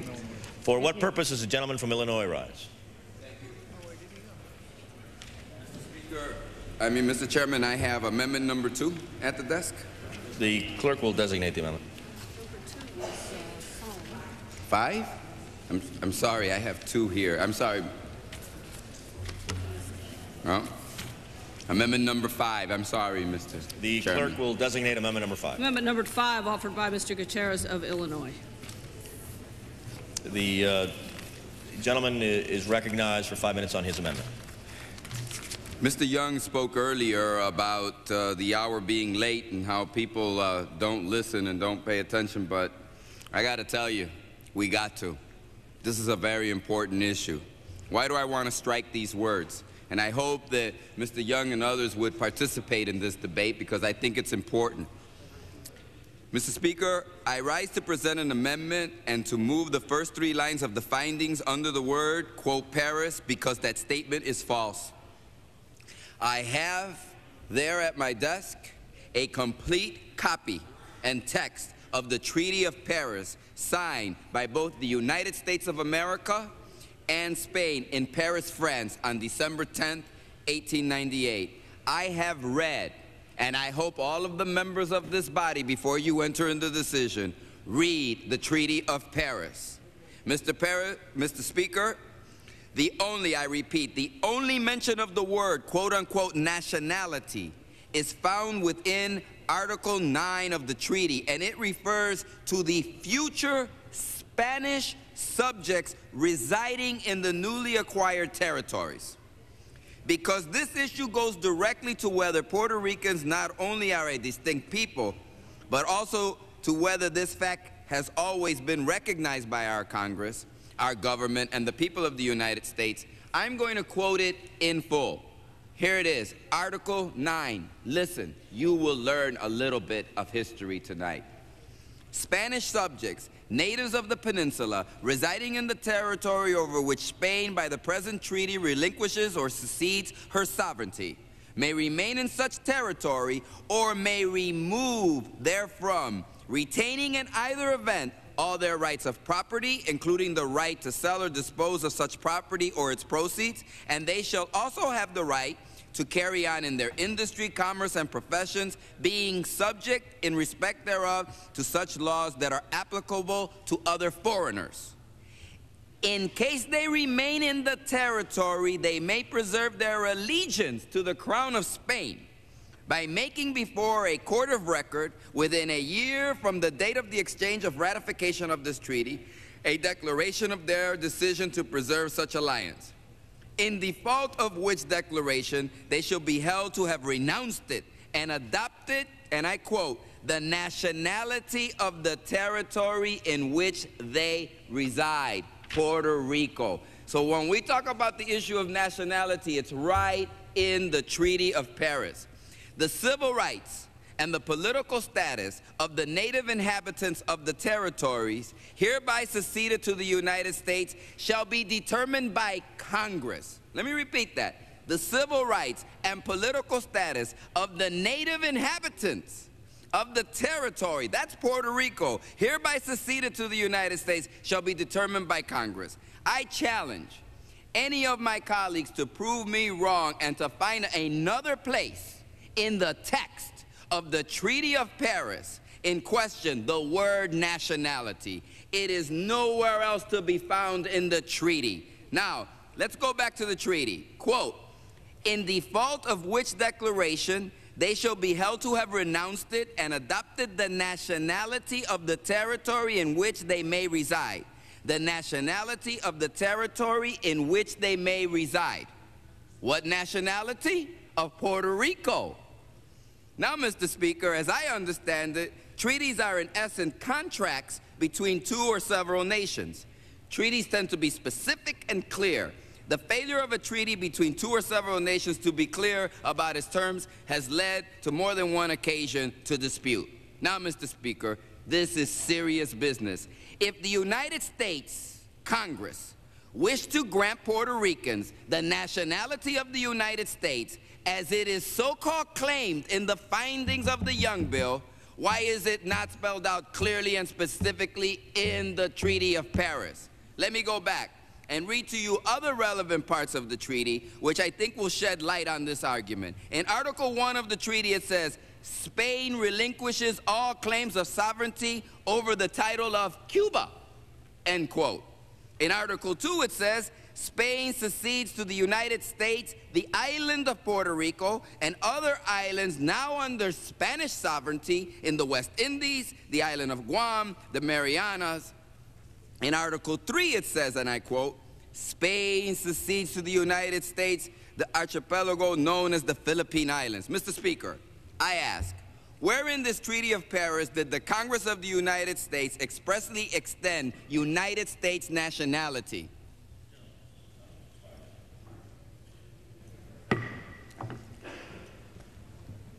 The gentlelady, for what purpose, gentlelady from New York, rise? I move to strike the last word. The gentlelady is recognized for 5 minutes. I yield my time to my colleague from Illinois. Gentleman from Illinois. I ask, where in the Treaty of Paris did the Congress of the United States expressly extend United States nationality? Think about that. To the people of Cuba, to the people of Guam, to the people of the Philippines, to the people of Puerto Rico. It's nowhere to be found in the Treaty of Paris. This so-called finding is a lie. It implies that the failure to declare allegiance to the Crown of Spain by a specified date meant the establishment of United States nationality for the inhabitants of Puerto Rico. In other words, they interpret the Treaty of Paris to say, hey, if you didn't renounce your sovereignty under Spain, you became nationals. But we didn't say that. The United States of America did not grant that to those people. It says, of nationals of that territory, the only territory being Puerto Rico. The terms of the treaty are very clear. Spanish subjects who failed to declare their allegiance to the Spanish crown by a specified date became, in the words of the Treaty of Paris, not Americans or American citizens, but nationals of the territory in which they reside. In the case of Puerto Rico, clearly they became nationals of Puerto Rico because they weren't citizens of the United States, and we did not grant them United States nationality. And I ask anybody to look at that treaty and find something different. Mr. Speaker, I think it is very clear. They became Cuban nationals, Guam nationals, Philippine nationals, and Puerto Rican nationals. And you know something, Mr. Young? The Cubans became independent. Guam, the Philippines. So think about it. They were nationals of a nation, along with other people of other territories. Mr. Speaker, Puerto Rico is a separate and distinct nation with its own culture, language, and history. But the proponents of H.R. 856 seek to deny the existence of the Puerto Rican nation with its very defined term. Mr. Speaker, this fact of the existence of a clearly defined Puerto Rican nationality is exactly the reason why Congress has not once in 100 years since the Treaty of Paris incorporated Puerto Rico as a territory. Mr. Speaker, there is very extensive public available research which will substantiate each and every one of my assertions. Finally, I will limit my presentation to the following. Think about it. After the Treaty of Paris, what's the next document that we have in relationship between Puerto Rico and the United States? You know what it was, Mr. Young? It was the Act of Congress in 1900, known as the Four-Acre Act, the first organic act of Puerto Rico. And guess what? Guess what? Under the section General Provisions of that Act of Congress, puts to rest any notion that the Treaty of Paris established United States nationality for inhabitants of Puerto Rico, as is alleged in this false finding, because I'm going to quote it to you.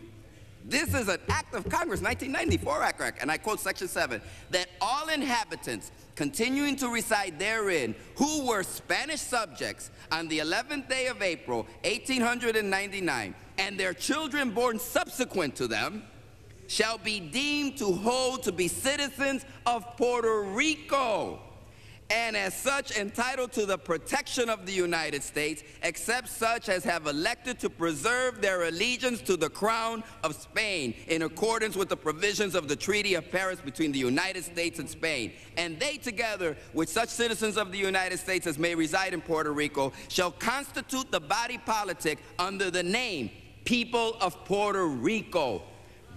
Puerto Rico is a nation. The Four-Acre Act, an act of Congress. We did not give them nationality. We did not give them anything. We signed a treaty. So please stop saying that it's a group of people. The Four-Acre Act in 1990 and every subsequent piece of legislation. I'm not, and I ask anybody to stand up and find where in the Four-Acre Act it says that Puerto Ricans were granted American nationality. It's not there in the Treaty of Paris. And you know something?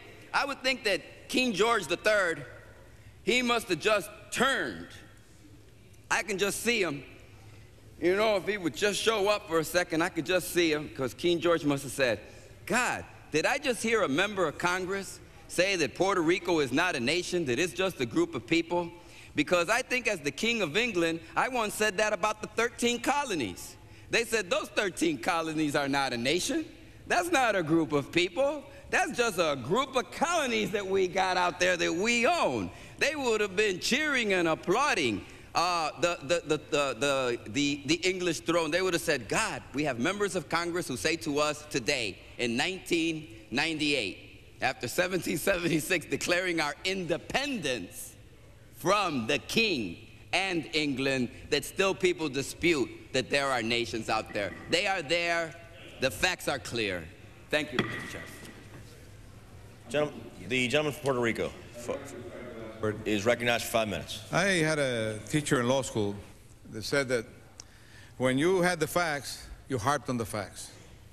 When you had the law on your side, you harped on the law. When you didn't have the facts or the law on your side, you made a hell of a mess and pleaded all over the place. And that's precisely what the gentleman from Illinois is doing. He's trying to confuse the issues here. And I repeat once more, yes, Puerto Rico is not a nation as we understand nations to be, and they have no participation in international organizations as a separate nation. We, the United States, represents Puerto Rico and all the 50 states in all international organizations. Now, I want to submit, if the gentleman from Illinois and the gentlelady from New York feel that they belong to a different nation, they're a different nation than the United States, I would recommend that perhaps they should renounce their seats and let some Americans occupy their seats. Who seeks recognition? Chairman. The gentleman from Alaska. I rise in opposition. The Congress has Gentleman's recognized for 5 minutes. The Congress is given the responsibility to determine the civil rights and status of the inhabitants of Puerto Rico under the Treaty of Paris. I have the Treaty of Paris in front of me, and I don't want to get into a great debate with my good friend from Illinois. But Congress extended U.S. sovereignty to Puerto Rico and U.S. nationality to its residents. And consequently, I oppose the amendment, and I think that we ought to have a vote on the amendment. Is there further debate on the amendment? Seeing none, the question is on the amendment offered by the gentleman from Illinois, Mr. Gutierrez. Those in favor, please say aye. Those opposed will say no. The opinion of the chair, the noes have, and the amendment is not adopted.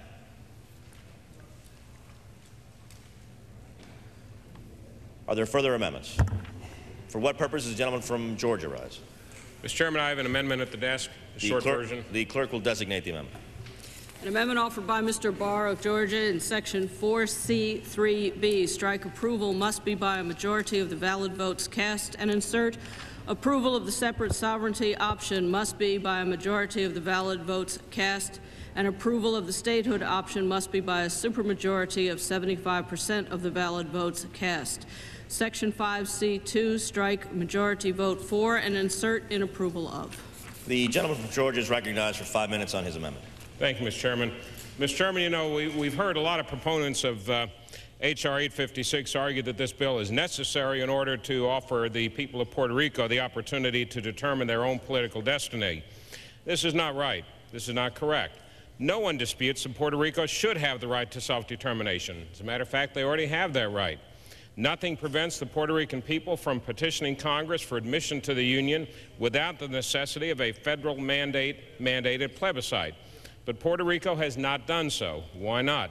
It may very well be that because ever since the first plebiscite was held in 1952, the majority of Puerto Ricans have never asked for statehood. In the last plebiscite held in 1993, none of the status options received a majority of the vote. In fact, only 46% of Puerto Ricans chose statehood, while an even larger number, 49%, voted to retain Commonwealth status. Considering the permanent, irrevocable nature of statehood, it does not make sense to grant it unless the overwhelming majority of Puerto Ricans favor such a step. Recent national polls show the American and Puerto Ricans alike support a requirement that statehood be approved by a supermajority of Puerto Rican voters.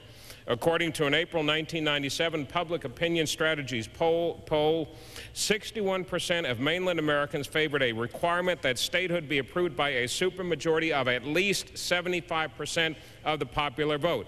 Likewise, a June 1997 poll of Puerto Rican voters conducted by American Viewpoint demonstrated that 57% of Puerto Ricans also supported such a requirement.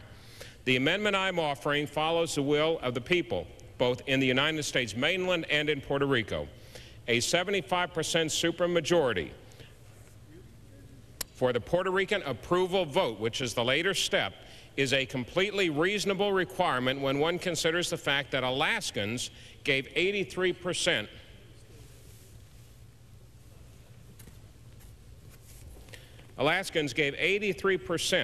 approval to statehood, and Hawaii 94%.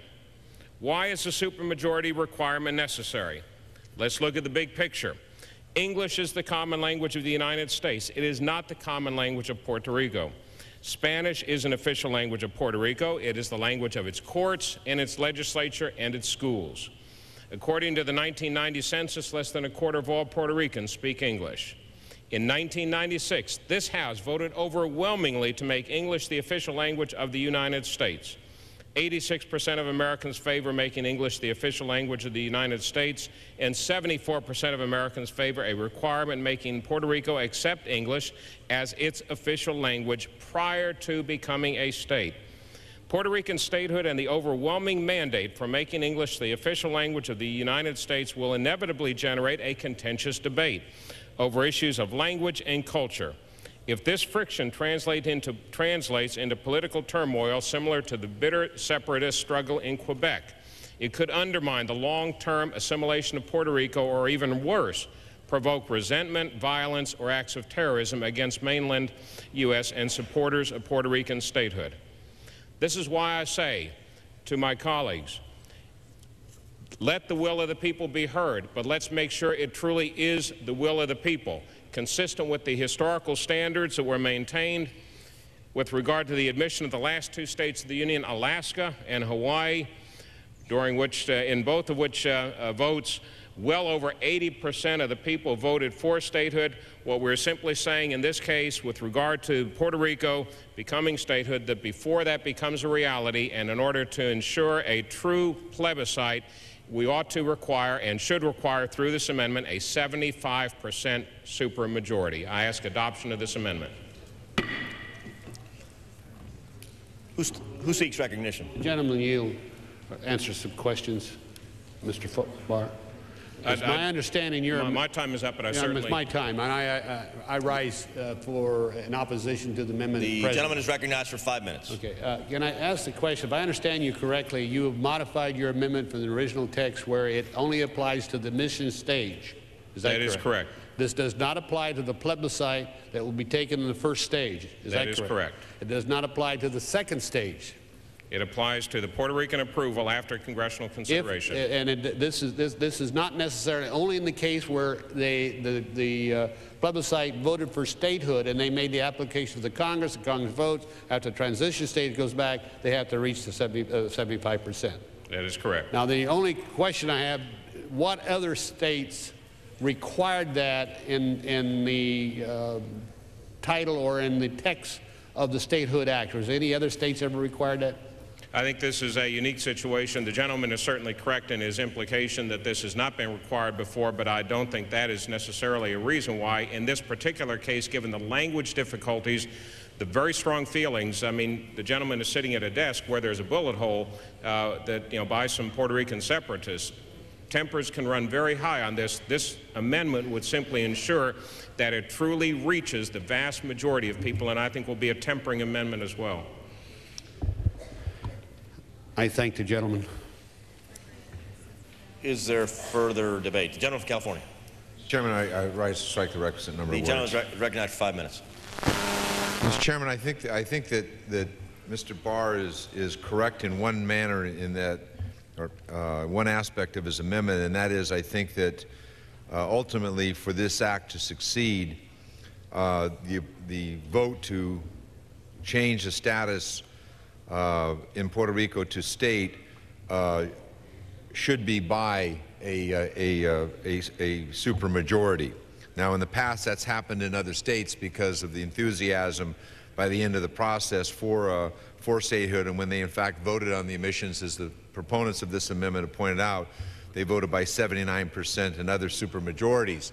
But there was no requirement that they voted. Had Alaska voted by 50 50.1%, it would have been a state. It voted by 79, but there was no requirement. This would be the first time that we've placed this requirement on this. I think I agree with that requirement, but I'm deeply disturbed by the fact that we have a 75% threshold here. I just think that you've raised the bar where, in fact, this amendment, in all likelihood, could torpedo this act, or should the people in Puerto Rico choose to go forward with the process of adopting a statehood, that this, in fact, could be a defeat of that aspect. I think a reasonable higher percentage, above 50%, is understandable, but I do not believe the 75% is that, and for that reason I would oppose this amendment. For what purpose the gentleman from Georgia rise? To strike the last word. The gentleman is recognized for 5 minutes. Thank you, Mr. Speaker. I just rise in support of the Barr Amendment requiring the supermajority of 75%. And the reason is that we have heard many times that, well, no other states have had to have this requirement, but, you know, no other states have been so apparently divided on the question of becoming a state, no other territories, if you will. I believe that 75% is conservative. I believe it's a minimum level. It would bother me that we would have a territory that wants to become a state with less than 75%. I would think, Mr. Speaker, that it would be 95% of the people want to join officially as a state in the great United States of America. I believe that the 75% is there because Mr. Barr and many members of Congress realize that this is a controversial measure. It is a measure that is dividing the island of Puerto Rico. We don't know if it's going to be yes, we don't know if it's going to be no, but both sides agree that it's going to be a very, very close vote. And I think that it would be a shame to admit a new state to the Union where we don't have at least 75% of the people who enthusiastically are willing and want all the rights and privileges of being a state. And I yield the balance of my time. Is there further debate? The gentleman from Puerto Rico. I rise in opposition. I rise to strike the last word. He is recognized for 5 minutes. And I oppose the amendment on the basis that this 75% on the final vote of the third time is excessive vote. Today, with the mass media, the use of the mass media in any kind of election, it's easy to reach 25% or more. Just by 26%, all of a sudden something stops. When you got a 74% majority in Puerto Rico, then if the opposition gets 26%, the whole thing stops. I think the requirement of 75% is extremely high. I think it's would dampen the spirits of the people themselves to say, why should we be required 75% when nobody else was required more than 50%? Some states were even admitted into the Union with less than 50%. They voted for stay less than 50%, yet they were admitted into the Union. And it's with Puerto Rico, it's over 75%. I think this is too exaggerated, and I would oppose it. Mr. Chairman, I move to strike the last word. The gentleman is recognized. Mr. Chairman, I've just been informed there's a lot of information being disseminated by members of this committee that this is a stacked deck against Commonwealth. I'm going to suggest respectfully read the bill. In fact, if anything, it enhances the Commonwealth position. And I am a little bit concerned that that type of information being displayed and disseminated by other members of this committee to those that did vote in favor of the Young, Miller, McCollum, Burton amendment ought to understand that this bill has been carefully crafted for the Commonwealth, contrary to what people may say. And only the Congress has the right to define what Commonwealth is. Only the Congress. And so those that be watching this debate on television, please reconsider some of the information you have received in the very few minutes since the last vote. I just ask you to do that as you watch this debate, to understand that we have crafted this bill very balanced and very straightforward. And those who say it has not considered Commonwealth, look at the original text. I didn't even include Commonwealth in it. But because Commonwealth came to me, we wrote this with Mr. Miller. The definition is a definition that does give them advantage. I just would like to suggest that we stick to the script. Is there further? For what purpose is the gentleman from Rhode Island rise? To strike the last word, Mr. Speaker. The gentleman is recognized for 5 minutes. Thank you, Mr. Speaker. Once again, I'd like to commend the Chairman of the Natural Resources Committee, Chairman Young, for his work on this bill. It's a historic bill. I feel very privileged to be a member of this committee, to have been able to work on this legislation, and to have had the chance to travel to Puerto Rico many times over the course of the last 2 years to get the voice of the people of Puerto Rico. Initially, when I came to Puerto Rico, I was sympathetic to the Commonwealth cause because that's the cause that's been historically identified with the Democratic Party, of which I'm a member. And yet I felt from the testimony of the people in Puerto Rico that there is a transformation going on in Puerto Rico because the people of Puerto Rico have finally come to the realization that Commonwealth status is no longer the best of both worlds. It doesn't mean, as many people thought it meant, that there was a bilateral agreement between the people of Puerto Rico and the United States. I wish that we had had that bilateral agreement. I wish the people were right when they said that they had an equal voice as the United States when it came to determining the laws of Puerto Rico. But unfortunately, Mr. Speaker, that's not the case right now in Puerto Rico. And if you need evidence of it, all you need to do is go back to the 103rd Congress, last Congress, and see that this Congress unanimously, without the support of the people of Puerto Rico, did away with 936, the tax status in Puerto Rico. And the reason we did away with it is because, guess what? It's up to this Congress to choose, not the people of Puerto Rico. And I find that very upsetting. I find that very troubling that we in this Congress can decide arbitrarily what the law is going to be for Puerto Rico, and yet they have no voice in the matter. So that is why we've come to this bill, and that's why we need to support this legislation.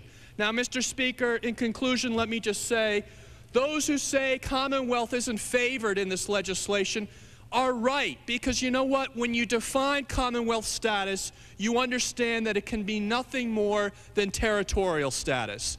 Like it or not, that's the legal opinion of the Supreme Court, of the constitutional experts. Even the United Nations knows that Commonwealth status is not a recognized final status.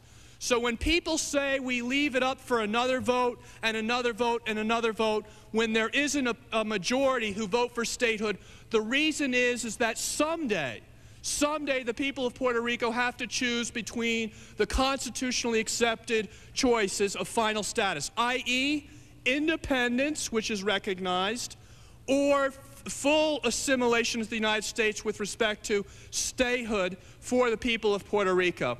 Now, in conclusion, let me just say, anybody who's been to the Puerto Rican community in my state should know that simply because they're in Rhode Island doesn't mean they've taken away any of their Puerto Rican identity. And I know for sure that having been to Puerto Rico, even if they become an estado, 51, it's not going to change the people of Puerto Rico. They'll still be the shining star of the Caribbean. They'll still be their own unique culture and identity. And there's nothing that's ever going to take that away from them. But ultimately, they'll finally have the right of every other American citizen to vote for a congressman who will represent them in the halls of this Congress when we choose to make decisions that affect the people of Puerto Rico. That's why we need to pass the Young bill as is and let a majority of the public, which has always been the case, a majority decides. Thank you, Mr. Speaker, and I'll yield back the balance of my time. Is there further debate on the amendment? The gentleman from Illinois. I asked to remove the requisite number of words. The gentleman is recognized for 5 minutes. Yes. I would just like to say to my friend Patrick Kennedy, is that number one, I think it would be good for us, Mr. Kennedy, if you could please offer to us the Supreme Court decision sometime that states that the Commonwealth doesn't exist, because I'd like to read it. And I'd like to also see something from the United Nations, since you referred to the United Nations, where the United Nations says that the autonomous status is somehow also something that is not acceptable in international law. Because I'd really like to see that for my own edification. Yes. I think that that's important, because I think that that's the process that we're about here today, is learning from one another. Because, you know, I can, for you, bring you the Foraker Act that was passed in 1900, which says that this Congress gave Puerto Rican citizenship. I can and have here the Treaty of Paris, which says that those members of that territory will be nationals of that territory in complete disregard for these findings that we have here. So, you know, there's a lot to be debated, and I think that we really do have to understand something. Let's have a debate about some constructive questions. Unfortunately, you know, because of the way the rules all worked out, my friend Patrick, we only could debate it today. You know, it seems interesting. I always wondered, as I said yesterday, if we were determining our future relationship with Israel, if the 40-some-odd members, Jewish members, and others of us here who care about that relationship would want to limit it to one day. If it were about Ireland, if you and others would say, God, Luis, we've got to limit it, and I came to you and said, I got to limit it to one day. If it was about South Africa, if we had to say, God, we're just going to have to, the African-American members would say, God, we got to limit it to one day. Isn't it sad? So much to discuss, so much to debate, so much to learn about, and yet so little time to make this momentous decision. And that's what I really think. Nobody here's read the Foraker Act. Probably most of the members of Congress says, what's that? Did you read the Jones Act of 1917? Did you read Law 600 of 1950? No, it's like the complete history is in these findings that were prepared. I mean, I want to repeat something. I think that George Miller did a great job. But let's understand something. Mr. Miller said before the Rules Committee yesterday that when he couldn't reach an agreement, Patrick, with the Commonwealthers, he took that definition, Patrick, from the Commonwealthers, took it, Mr. Kennedy, took it to them, and they said it was rejected. So then you know what he did next? He said, I sat down with Carlos Romero Barceló, the resident commissioner, and the two of us made an agreement on what that definition should be. I don't think that's exactly fair and an equitable manner to arrive at definitions that are going to determine the future of Puerto Rico. I thought we had a democracy here, bipartisan. Can you imagine if I got to write the platform for the Republican Party and said, here it is, go run on it? Would the gentleman yield? Yes, I will yield. Would the gentleman yield? Certainly, certainly, Mr. King. Well, I appreciate your frustration that we've only had a day. I've enjoyed the fact that we could pack a lot into this day, even more than time we have. Let me just say that consistent with the principles 6, 7, 8, and 9 of the Annex Resolution 1541 of the United Nations General Assembly, the UN, statehood is the decolonizing status option for decolonization. Commonwealth status... If I could just reclaim my time for a moment, okay, because that's interesting. The United Nations, and what about Section 748? Right? Independence it's also independence, I know. And also its autonomy is in there. You'll find it in there, and you know it's in there. Now, isn't it interesting that he says that the United Nations says that self-determination is statehood, right? The ultimate assimilation of one country by another. My only point is the Supreme Court has ruled on this thing invariably differently. There's no definite decision about that. And all I'm saying is that Cabot Lodge went down there, made the agreement. We went before the Committee on Decolonization, Mr. Kennedy. We went before them, before the world community, and we said, the people of Puerto Rico and the United States have reached a compact. We came back here to Congress and we said, this is what we're going to respect. Now, I know you're going to go back and say, that didn't exist, that it was a big lie. The Congress lied. Cabot Lodge lied. We were all one big liars. Is that what we're saying here today? Eisenhower lied. Everybody lied. Gentleman's time has expired. You can say that. Who seeks recognition? Oh, not on that amendment. Is there any further debate on the Barr amendment? Not. The question is on the amendment offered by the gentleman from Georgia, Mr. Barr. Those in favor will say aye. Those opposed will say no. The opinion of the chair, the noes have it. Mr. Chairman, on that, I ask for a recorded vote. Pursuant to House Resolution 376, further proceedings on the amendment offered by the gentleman from Georgia, Mr. Barr, will be postponed. Are there further amendments? For what purpose does the gentlelady from New York rise? Mr. Chairman, I have an amendment at the desk, number 29. Clerk will designate the amendment.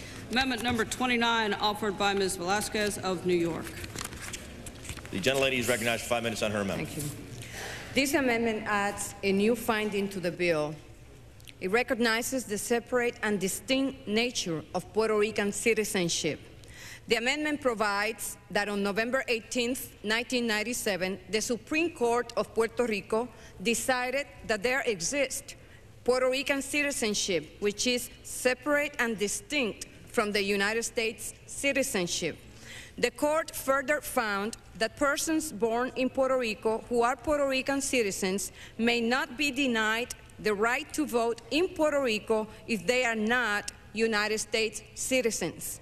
Juan Maribras, the subject of this lawsuit, has challenged us to take a close look at the nature of Puerto Rico nationality and citizenship. Proponents of the bill insist that the Puerto Rican people have not rights other than what Congress has granted them. This reading of history is outright wrong and deceiving. This deliberate omission of fact from the findings is yet another example of the misleading hand behind the drafting of this bill.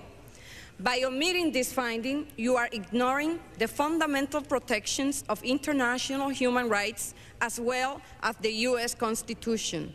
Almost 50 years ago, several years after the creation of the United Nations, the Universal Declaration of Human Rights, a treaty signed and ratified by the United States Congress, provided under Article 15 that everyone has the right to nationality.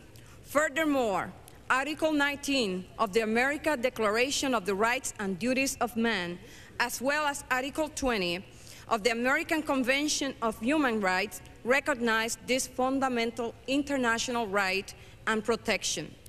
The existence of a separate and distinct Puerto Rican citizenship and that the Puerto Rican people form a nation cannot be questioned. The Puerto Rican people have a distinct language and culture and a defined geographical territory, and it has been self-governing since the 1950s through the Commonwealth relationship entered with mutual consent with the United States. Neither the Jones Act nor the Puerto Rican Federal Relations Act took away Puerto Ricans' inherent right to their own nationality and to be citizens of their nation. The Puerto Rico Supreme Court's recent ruling confirms this historical and legal interpretation. We should not approve a bill with such a patently misinterpretation of Puerto Ricans' nationality and citizenship rights. I urge my colleagues to support my amendment and yield back the balance of my time. The lady yields back balance for time. Who rises for recognition? The gentleman from Illinois. For what purpose do you rise? The gentleman from Illinois is recognized for 5 minutes. Chairman, rise in opposition to the... Yes, the gentleman from Illinois is recognized for 5 minutes. Mr. Speaker, I rise to support this amendment. I propose to add this finding because I think it's very important for Congress to understand the reality of the Puerto Rican people. This bill makes a formal offer of statehood too. This amendment informs Congress and the American people about a very recent and very important decision made by the Supreme Court of Puerto Rico, of the Commonwealth of Puerto Rico, of which the resident commissioner was once governor, in the case of Miriam J. Ramirez de Ferrer, a great supporter of statehood in Puerto Rico, against Juan Maribras, somebody who wishes independence for Puerto Rico. In this momentous decision, the Supreme Court of Puerto Rico, not Luis Gutierrez, the congressman from the 4th District of the state of Illinois, but the Supreme Court of Puerto Rico determined that Puerto Rican citizenship is a birthright of all persons born on the island, born of the natural rights of all persons guaranteed under the Constitution of the Commonwealth of Puerto Rico. I didn't make this up. This is a recent decision of the Supreme Court of Puerto Rico. Talk about self-determination. Are we simply going to disregard that decision? The same Supreme Court where there's a statehood governor currently in Puerto Rico? This Supreme Court decision, based both on federal law and precedent, as well as the Constitution of the Commonwealth, was that Puerto Rican citizenship is, and I quote, separate and distinct from United States citizenship. A very well-known and respected leader of the movement for Puerto Rican independence, Mr. Juan Maribras, traveled to Venezuela, and in accordance with U.S. law, went to the U.S. Embassy in Venezuela and filed an application to renounce his American citizenship. He returned to Puerto Rico and resumed his law practice. A year later, he received a formal certificate accepting his resignation of American citizenship. When he registered to vote in Puerto Rico, his right to vote in the Puerto Rican election was challenged. The case went all the way to the Puerto Rican Supreme Court, which upheld his right to vote in Puerto Rican elections. The court decided also that it was constitutional for the Puerto Rican legislature to require U.S. citizenship to vote in Puerto Rico along with residents and others.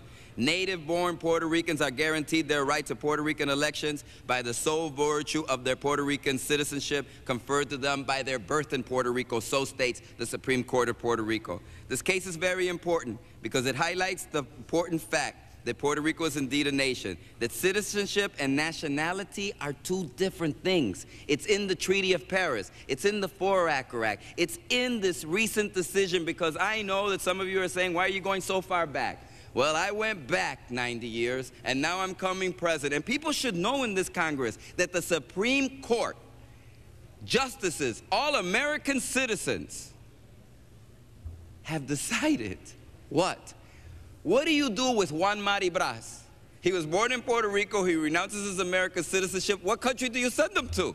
Where do you get rid of him to? The Supreme Court said he was born on this island. There's nothing we could do. He renounced it, and he has no other country because he is a national of this nation, Puerto Rico. I suggest anybody to please explain to me what you do with people in the circumstances of Juan Maribras. Now, I think it's important that we discuss and debate all these issues. Unfortunately, we won't have enough time today. Thank you, Mr. Chairman. The gentleman from Puerto Rico, for what purpose you rise? Yeah, Mr. Chairman, we have been heard.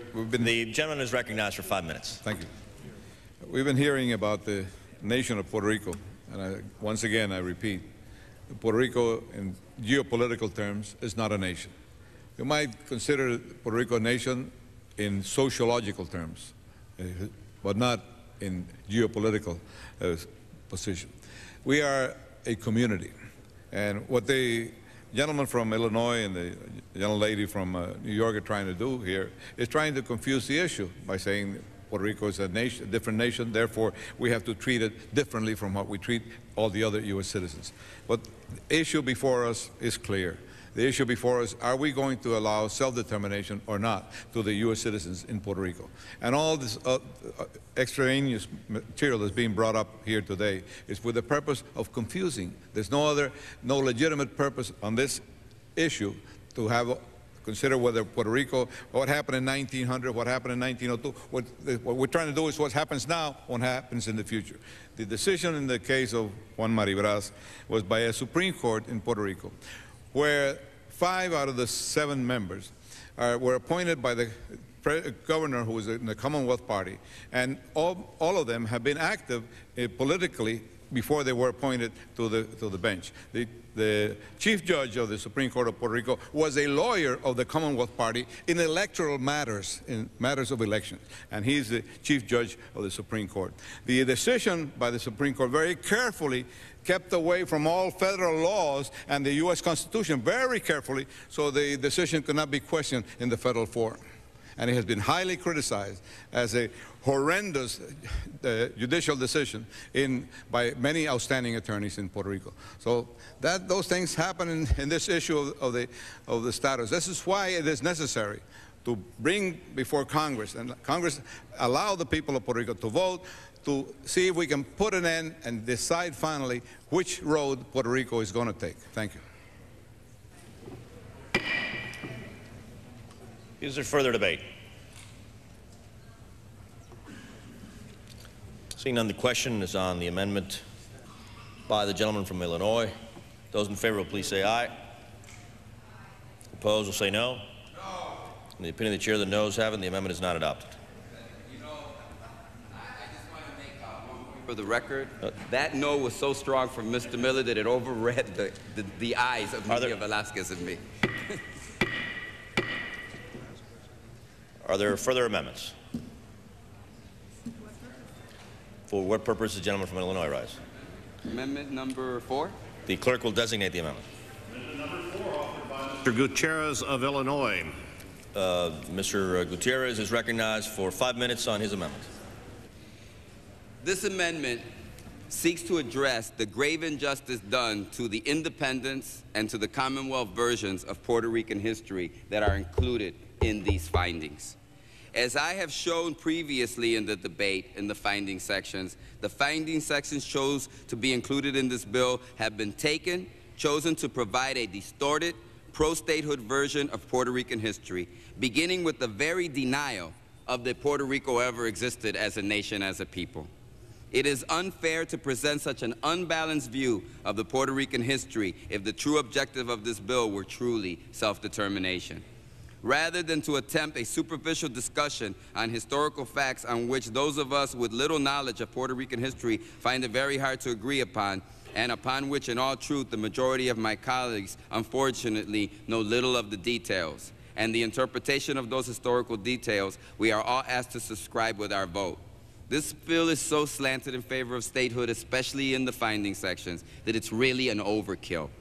The purpose of this very conveniently selected presentation of Puerto Rican history is to provide political ammunition to the statehood party during the plebiscite campaign.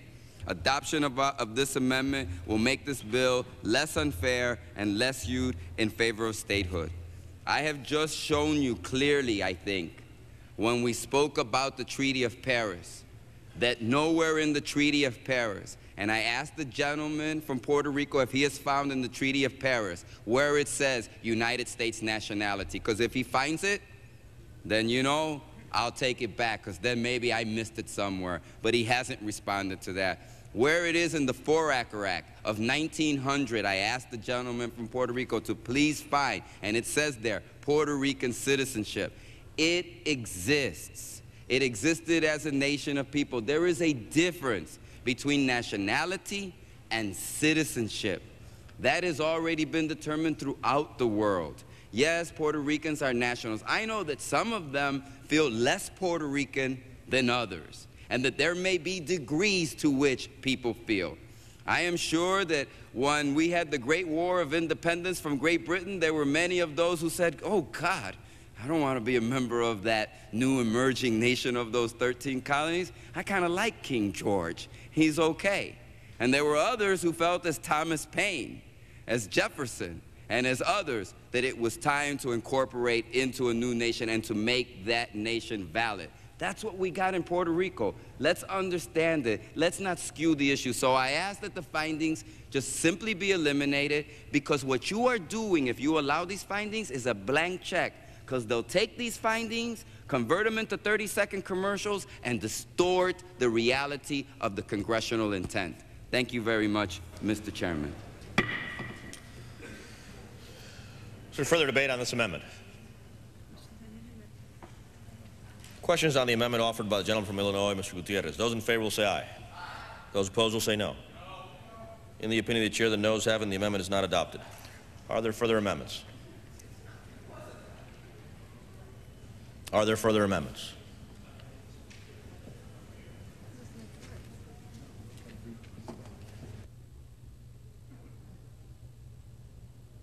I move that we...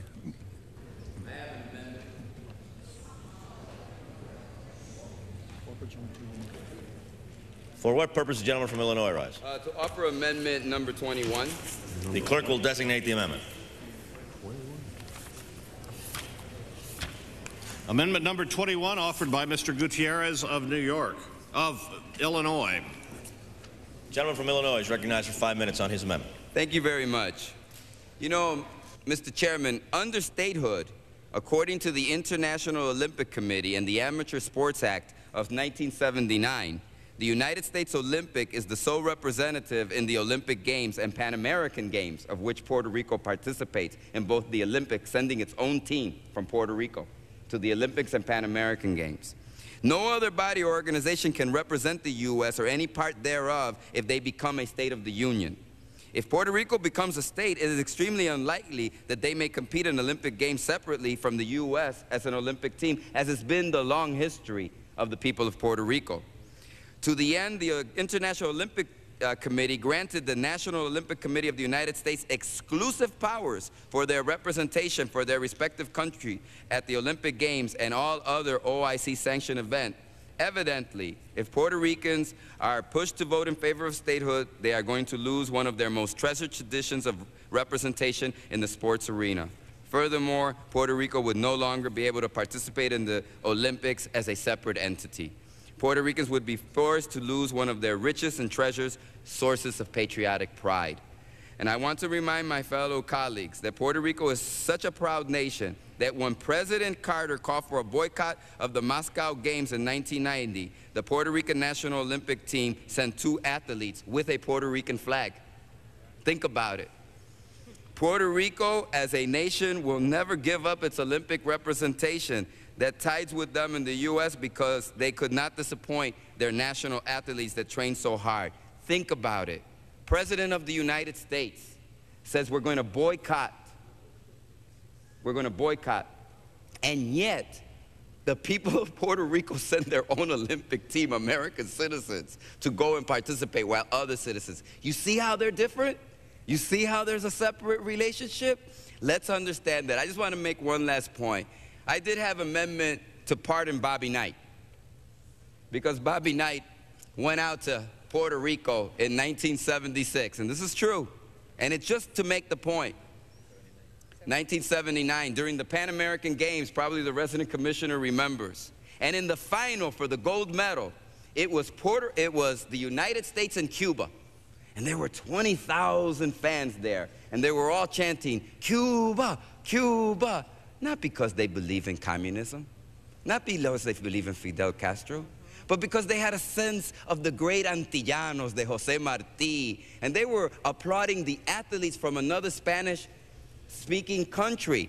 Unfortunately, he didn't get it, and he made some obscene gestures, was arrested, and says, how can these citizens of the United States not be cheering for the American team? You want to know why? Because they love their American citizenship, but they're a different and special kind of people. Let's treat them specially in accordance with their fine tradition. That's why I present this amendment. Let's allow them to continue to have their Olympic team, even if they are a state of the union, because we want to respect their great history and pride. Thank you so much. For what purpose does the gentleman from Puerto Rico rise? I rise in opposition to... The gentleman is recognized for 5 minutes.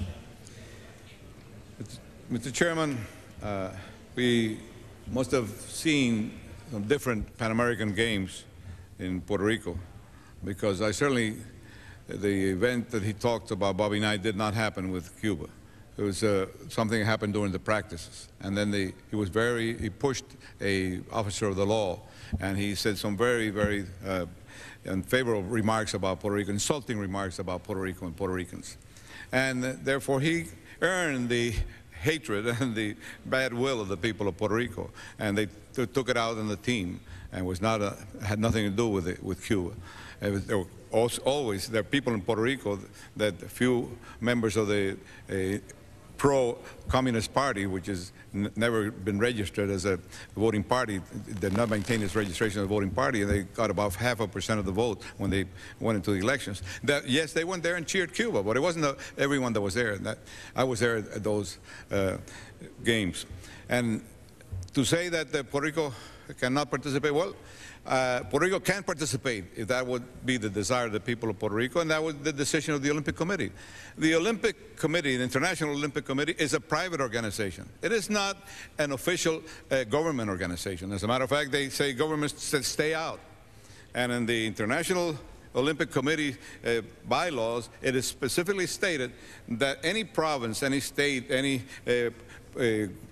jurisdiction that has been allowed to have a committee and a team representing them in the Olympics, if they become integrated with another nation, become a state of or part of another nation, they can maintain their own Olympic Committee, and that's what's happened with Hong Kong. But however, whether or not we participate in an Olympic Games every 4 years for 2 weeks cannot be put in the same table of consideration of the economic welfare of the people of Puerto Rico and the political equality of the people of Puerto Rico, the right to vote, the right to representation, and the right to participate in a democratic system. We believe in democracy. We cannot put that aside just in order to participate in the games every 4 years for 2 weeks. That is not in the same table of consideration. So this, again, is another issue that is brought in just to confuse and to try to tell people they shouldn't vote for this bill, because after all, this is a self-determination, and this is what America is all about. Who shall rise? Gentlelady for what purpose, gentlelady from New York, rise? I move to strike the last word. Gentlelady is recognized for 5 minutes. I yield my time to Mr. Gutierrez. Well, I certainly don't want to make this the kind of issue that the resident commissioner wants to make. I just want to make the point. The fact is that Bobby Knight had a few problems in Puerto Rico. He was arrested, and he did say some very disparaging words. And those disparaging words had a direct relationship between the games that were being played there and the reaction. He could not understand how 10 American citizens, if you want to make it was more than 10, I'm sure the resident commissioner could cheer for a team other than the United States when it was going for a gold medal, and subsequently he got into some trouble about that. But it just talks about the special nature of the relationship. I want people to understand it's not, see, it didn't happen in Alaska, and it didn't happen in Hawaii, and it didn't happen in Texas. Why can we bring up all of these issues, and it happened in Puerto Rico, of language, of culture? And you know something? The resident commissioner said that it wasn't geopolitical. Okay, but he said it was there was a nationality that was sociological. That's incredible. That's an admission here. Sociological nationality. Let's examine what that means. That means it's a separate and distinct people. That's our point here. Our point here, let's have a fair referendum. Look, there was a referendum in 1993. Your party, resident commissioner, was the party that wrote the script and the rules. Everyone voted. You said, resident commissioner, that if statehood would have won that plebiscite, you were going to come here and demand statehood for Puerto Rico. So you thought that was a good plebiscite then, and those were good rules and regulations then. Why is it today that you come with this other version when you would have taken that version and asked us to have adopted it back 5 short years ago? Thank you, Mr. Chair. I yield back the balance of my time. Is there further debate? If not, the question is on the amendment offered by the gentleman from Illinois, Mr. Gutierrez. Those in favor will please say aye. Those opposed will say no. The opinion of the chair, the noes have it, and the amendment is not adopted. I ask for a recorded vote at the end of the... Pursuant to House Resolution 376, further proceedings... On the Puerto Rico... I'm sorry. Yeah, pursuant to Resolution 376, further proceedings on the amendment offered by the gentleman from Illinois, Mr. Gutierrez, will be postponed. Are there further amendments? Yes, Mr. Chairman, I have another amendment. Give me some bucket. The clerk will designate the amendment. Which amendment is the gentleman proposing?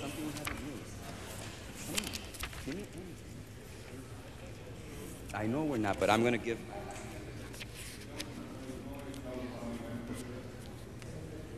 How many more amendments he has?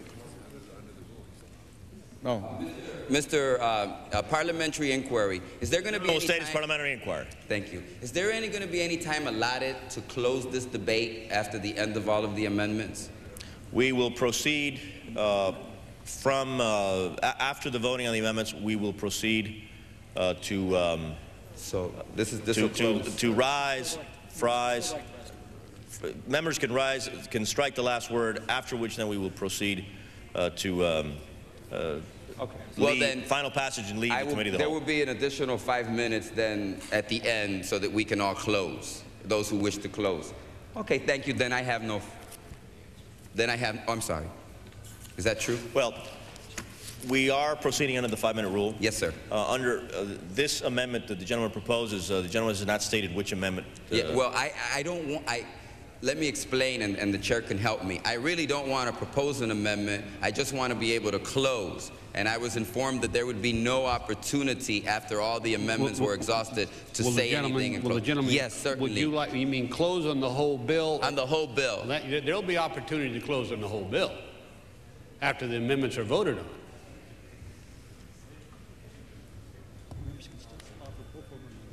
We can move to strike the last word or personal privilege of the floor. Members will be able to offer pro forma amendments and move to strike the last word. Yeah, pro forma amendments move to strike the last word and speak on the bill itself. Sure. Excuse me, one moment. Excuse me. Sure. I offer amendment number 24 and ask to suspend the reading. The clerk will designate the amendment. Amendment number 24, offered by Mr. Gutierrez of Illinois. Mr. Gutierrez is recognized for 5 minutes. Thank you. We've had a good long day here of debate and discussion, and I think that people should understand something. This is a very serious decision that we're entering into. And I know that we've had this debate about statutory citizenship all day, and it's just very important to me. It's important because I think that we have shown that the 14th Amendment should apply to all the people of Puerto Rico. Think about it. The 14th Amendment of the Constitution of the United States will be simply thrown up in the air if we adopt this. That's wrong. It's wrong to all those citizens on the island of Puerto Rico. I want a fair process.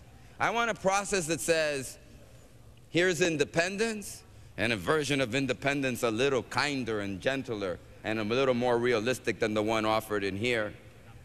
A version of statehood, a realistic version of statehood. The kind of statehood that I lived in Puerto Rico. I would like to tell everybody, when I was in 1972, I was 19 years old. I registered to vote. The first time I voted was in San Sebastián, Puerto Rico. So take it from me. I know what the statehooders propose, what the independence people propose, what the Commonwealthers propose, because I was there listening for many years. I went to the University of Puerto Rico. I graduated from high school in Puerto Rico. Politics, and the national questions and status is something that we debate and discuss every day. And let me tell you, if we don't clarify some of these things, here's what you're going to get. The 30-second spot that's going to scare the living daylights out of anybody. I see it already. Vote for statehood or your citizenship will be taken away. And you know, whoever pays. My mother said, el papel aguanta todo lo que se escribe. I'm sorry, I'm not supposed to say. And basically what that means is that paper will hold whatever you write on it. And whoever has the money to write those 30-second scripts and to put them up on the TV set, that's wrong for us to allow something like that. That's wrong for people to go in. Let's not force a vote on any issue. That's what we're doing here. It's wrong to talk about citizenship, which we all know will never be taken away from a people. Then if we know will never be taken away, let's not let it use in this plebiscite. And let's have a plebiscite. And I reiterate once again, if you win fair and square, we can all come together and move forward as a people. I'd like to say the last thing. Look, when members of this Congress talk about South Africa and Nelson Mandela, nobody ever said they should just move back to South Africa if they thought that was so important. When members in this Congress talk about Ireland and the importance of Ireland and its independence, nobody says, then why don't you go back to Ireland if you want to talk about that? When members in this Congress talk about Israel and talk about their proud Judaism, nobody says you got to go back. When people talk about Cuba, nobody says go back to Cuba. Why is it that when people want to raise issues, because I'm of Puerto Rican descent, that I am told go back to Puerto Rico or don't have anything to do with it? The resident commissioner is invited to come to my district any day, as he has often done. I think we should be all invited to speak to one another as brothers and sisters in the quest for justice, equality, and a fair and reasonable solution to this very critical status question. Who seeks recognition? Gentleman from California. Mr. Chairman, if we're closing, I again want to reiterate that, 5 minutes. that I think that the committee has brought to the floor of the House a fair procedure for determining the future status of Puerto Rico should the citizens of Puerto Rico decide to engage in that process.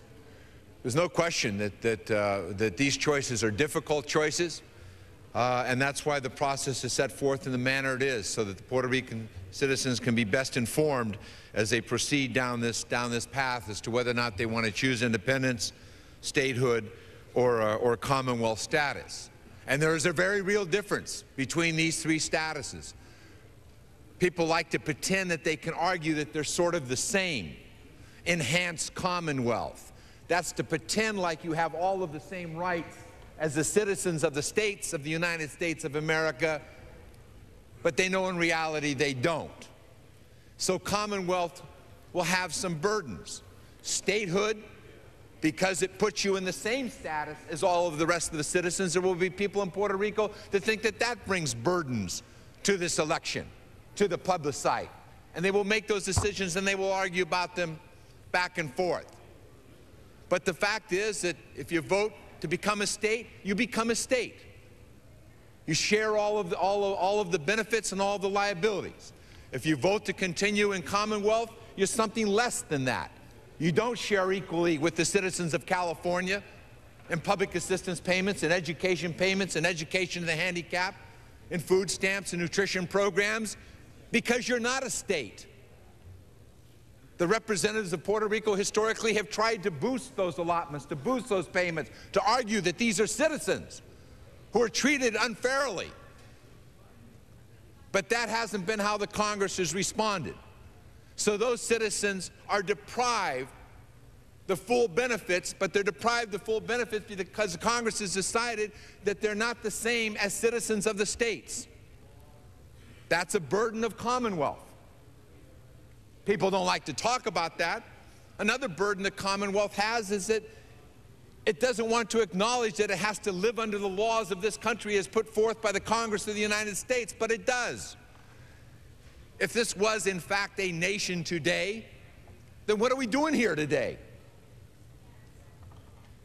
We're here because, under the current arrangement, they are forced to live under the federal laws of this country, and some people don't like that. They believe they'd rather be a separate nation. Or they believe that if they have to live under these laws, they also want to participate in the benefits of everything else that goes along with being a state. The definition of Commonwealth is an accurate description of the status of Puerto Rico today. And that is the status that we would ask the people to vote on. That is Commonwealth today. Not what they hope Commonwealth would be, not what they would like it to be, but what it is under the laws of this country and the Constitution of the United States of America. If that's not a winning hand in the election, so be it. But that's the laws of this country. That's the Constitution of this country. And yes, it is different. It is different than being a citizen of the state of the United States of America. Now, many people have come to my office and they've argued to me how really it's not different. Folks, it is different. That's what this election will be about. And we treat them differently every day. And that's what upsets so many people, that citizens of the United States of America can be treated in this fashion as this Congress deliberates action after action after action. The remedy for that is statehood, or the remedy for that is independence, or the status quo, which would be Commonwealth. Those are the choices, at the end of the day, that the people of Puerto Rico will have to decide. Those are the choices in a fair and open and just manner that this committee presents to the plebiscite. And the people of Puerto Rico will make a determination of which status they want to determine. If the Olympic team is so important, then I guess they can take Commonwealth. And they can continue that, but then they have to look the citizens in the eye and say, but by the same token, you can't share in the benefits of all the other citizens of the United States. If it's less important, they might decide that they can have the great athletes of Puerto Rico can run on the American team and or participate, and they can share in equal benefits. That's what this is about, and at the end of the day, this bill presents that in a fair and open fashion. The gentlelady from New York, for what purpose do you rise? Mr. Chairman, I move to strike the last word. Gentlelady is recognized for 5 minutes. Mr. Chairman, today has been an education for a lot of Americans watching this debate. Perhaps some people have learned about the passion surrounding this debate. Maybe some people have come to understand, at least a little bit, how proud the people of Puerto Rico are to be American citizens, how proud we are to live in a democracy in which the concept of free and open debate not only survives, but thrives. Of course, Mr. Chairman, I am a product of that freedom. I am an American citizen born on the island of Puerto Rico, came to the mainland, was elected to Congress, and stand before this body a full-fledged voting member of a great legislative body. I have a great respect for this institution, but I am concerned that a process is about to be imposed on the people of Puerto Rico that is anything but democratic. I appreciate the intention of my colleagues on both sides of the aisle to allow for the self-determination of the people of Puerto Rico. I have said this before, and I will say it again. Mr. Chairman, the House is not in order. Gentlelady will suspend. Members will take their conversations outside of the chambers. I have said Gentlelady from New York. Thank you. I have said this before, and I will say it again. This bill is not about self-determination. It is about statehood. This bill is the product of a process that did not consult the very people it affects the most. In 1990, a Commonwealth status definition was agreed to by the authors of H.R. 856 that was acceptable to the interested parties. The chairman of the Resources Committee voted for the definition at the time. The current ranking member of the committee voted for the definition at that time. The definitions were acceptable to the parties that represented the statehood, Commonwealth, and independent options. But now it seems the very definitions that were agreed to unanimously in the House of Representatives are not good enough. My colleagues seem intent now on forcing a vote on Puerto Rico that includes new definitions that many Puerto Ricans strongly disagree with. I will tell my colleagues that if they truly want self-determination for Puerto Rico, they will vote against this bill. I have heard my colleagues in... Mr. Chairman, the House is not in order. Members will take their conversations outside of the chamber. The gentlelady from New York. Mr. Chairman, I have heard my colleagues, whom I have great respect for, tell me that I should vote for independence. I have heard my colleagues to tell me that I should vote for statehood. The fact is that I don't really have a choice, because if this plebiscite is held under this bill, you will see a 51st state. Not because the people of Puerto Rico want to be a state. If they wanted that, they would have voted that way in the plebiscite of 1993. No, they will vote for statehood because under the definitions in this bill, Commonwealth is not really an option. The authors of this bill have already said that their intention was to eliminate Commonwealth status as a viable option, and they were successful. In fact, the authors of this bill did not even offer Commonwealth as an option in the plebiscite when they originally wrote this bill. My colleagues, many people in this chamber will tell you that they know what is best for the people of Puerto Rico.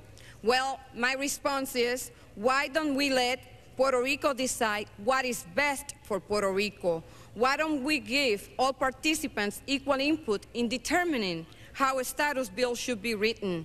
Why don't we give all Puerto Ricans the right to vote on that question?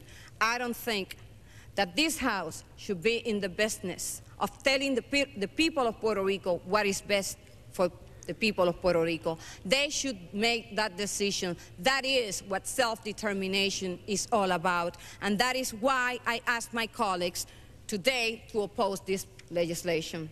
And I yield back the balance of my time. The lady's time has expired. For what purpose the gentleman from Rhode Island rise? The gentleman is recognized for 5 minutes. Thank you, Mr. Speaker. Mr. Speaker and my colleagues, ladies and gentlemen, I think this is a really complicated debate for people who are just learning about it for the first time over the course of today. I've had the benefit of having the last couple of years in the House Resources Committee to listen to this testimony consistently and to have had the chance to visit Puerto Rico, as I said earlier.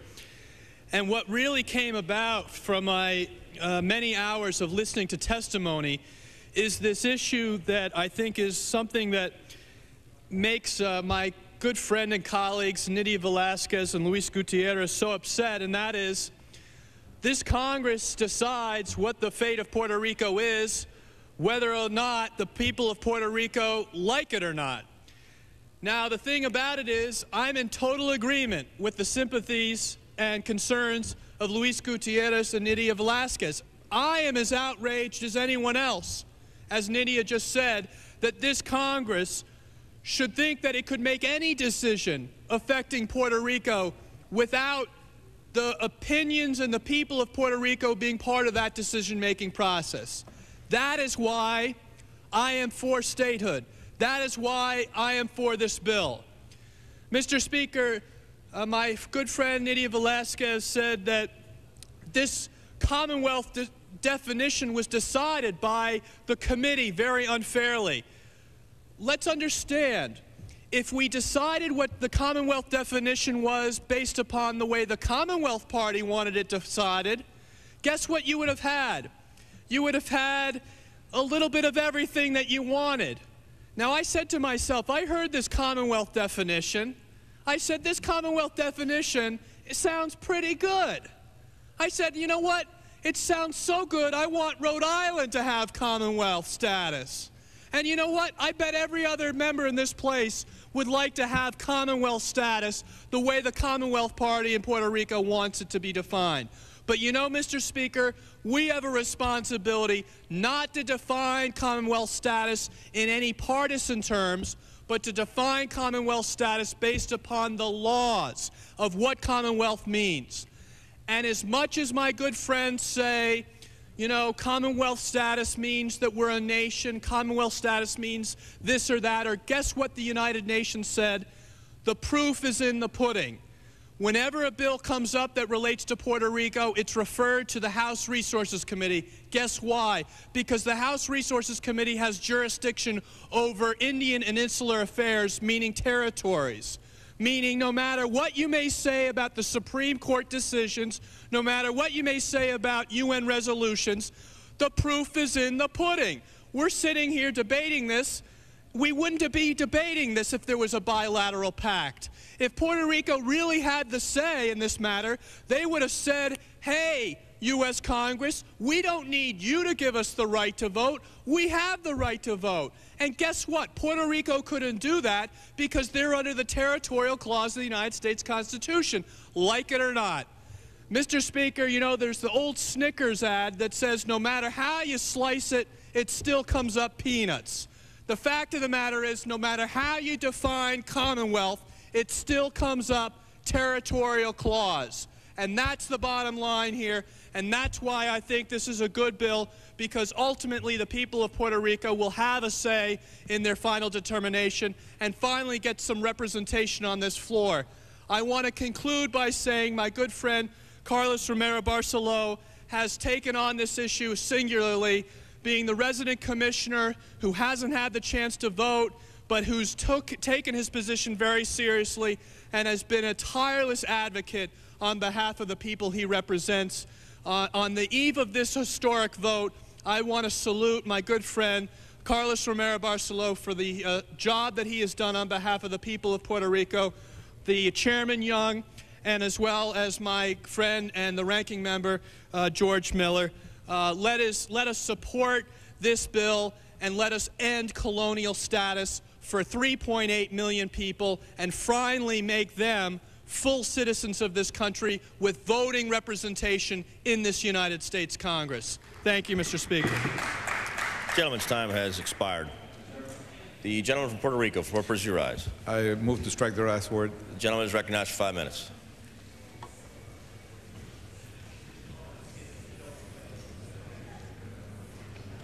Chairman, I first of all would like to thank Mr. Don Young, Chairman of our committee, for the dedicated amount of work that he has put into this bill.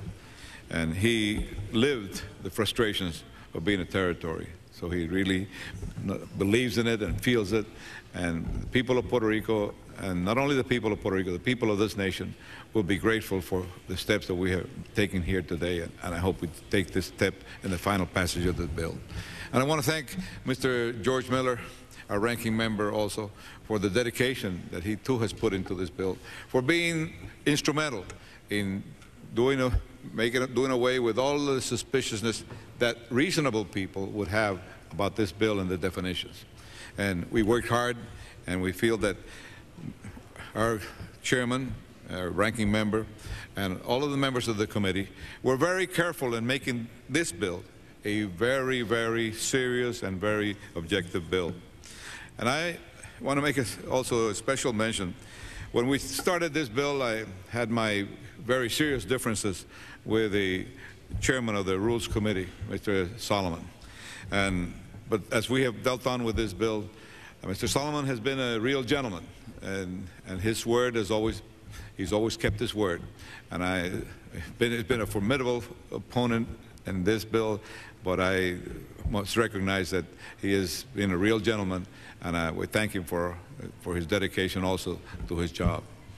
And Mr. Kennedy, my fellow member of Congress, and all the others that have worked hard on this bill, I want to thank them all. In Puerto Rico, as I mentioned earlier, they're watching this C-SPAN, and I think this probably will be one of the most watched programs in Puerto Rico for a long, long, long, long time. And everybody's understanding what's happening here. And those that don't understand English, believe me, some relative or some friend or some fellow worker is there translating the procedures for them. And they're hoping that their faith in this Congress, their faith in their nation, in the United States, will be confirmed today. Because, as we have spoken before, this bill is about self-determination. This bill is about the opportunity of 3,800,000 U.S. citizens who have been disenfranchised for 81 years. For 81 years, disenfranchised, where they've not been able to participate in the democratic process of their nation. We have been part of the United States for 100 years. It will be July the 25th that the American troops first landed in Puerto Rico in 1898. And this Monday was precisely the 81st anniversary of our citizenship. And as we take a look at the procedures here today, one of my greatest sorrows, and I'm sure that one of the greatest sorrows of the people of Puerto Rico, are to find that the most adamant and vociferous opponents of this bill have been one, a lady that was born in Puerto Rico, and the other, a gentleman that was not born in Puerto Rico but is from Puerto Rican extraction. That they have opposing at every instance that people of Puerto Rico have a chance for self-determination. They have given a lot of reasons why this shouldn't happen, but it all boils down that they oppose this bill. And they say that this bill is tilted towards statehood. That is not correct. This bill is not tilted towards statehood. This bill spells out the differences between statehood, between independence, and between Commonwealth. And for the first time since Puerto Rico has been involved in plebiscites on the status, they're going to be voting on a bill that defines Commonwealth as what it is. And I want to read what the definition of Commonwealth, because so much has been said, and I want to find out no one will disagree with this definition. Commonwealth. Puerto Rico should retain Commonwealth in which Puerto Rico is joined in a relationship with and under the national sovereignty of the United States. It is the policy of the Congress that this relationship should only be dissolved by mutual consent. Now that is a correct and precise statement. that was carefully drafted by our chairman and by Mr. Miller. Yes, I participated in the conversations. However, my decisions were not what made the final wording of this bill. 2, under this political relationship, Puerto Rico, like a state, is an autonomous political entity, sovereign over matters not ruled by the Constitution of the United States. In the exercise of this sovereignty, the laws of the Commonwealth shall govern in Puerto Rico to the extent that they are consistent with the Constitution, the treaties, and laws of the United States. Congress retains its constitutional authority to enact laws it deems necessary relating to Puerto Rico. What is false? That is exactly as it is. Everything in this bill is the truth, and that's what the people of Puerto Rico will be given a choice to vote, and I hope that everyone in this Congress will vote for this bill, not only for Puerto Rico, but for the sake of this nation.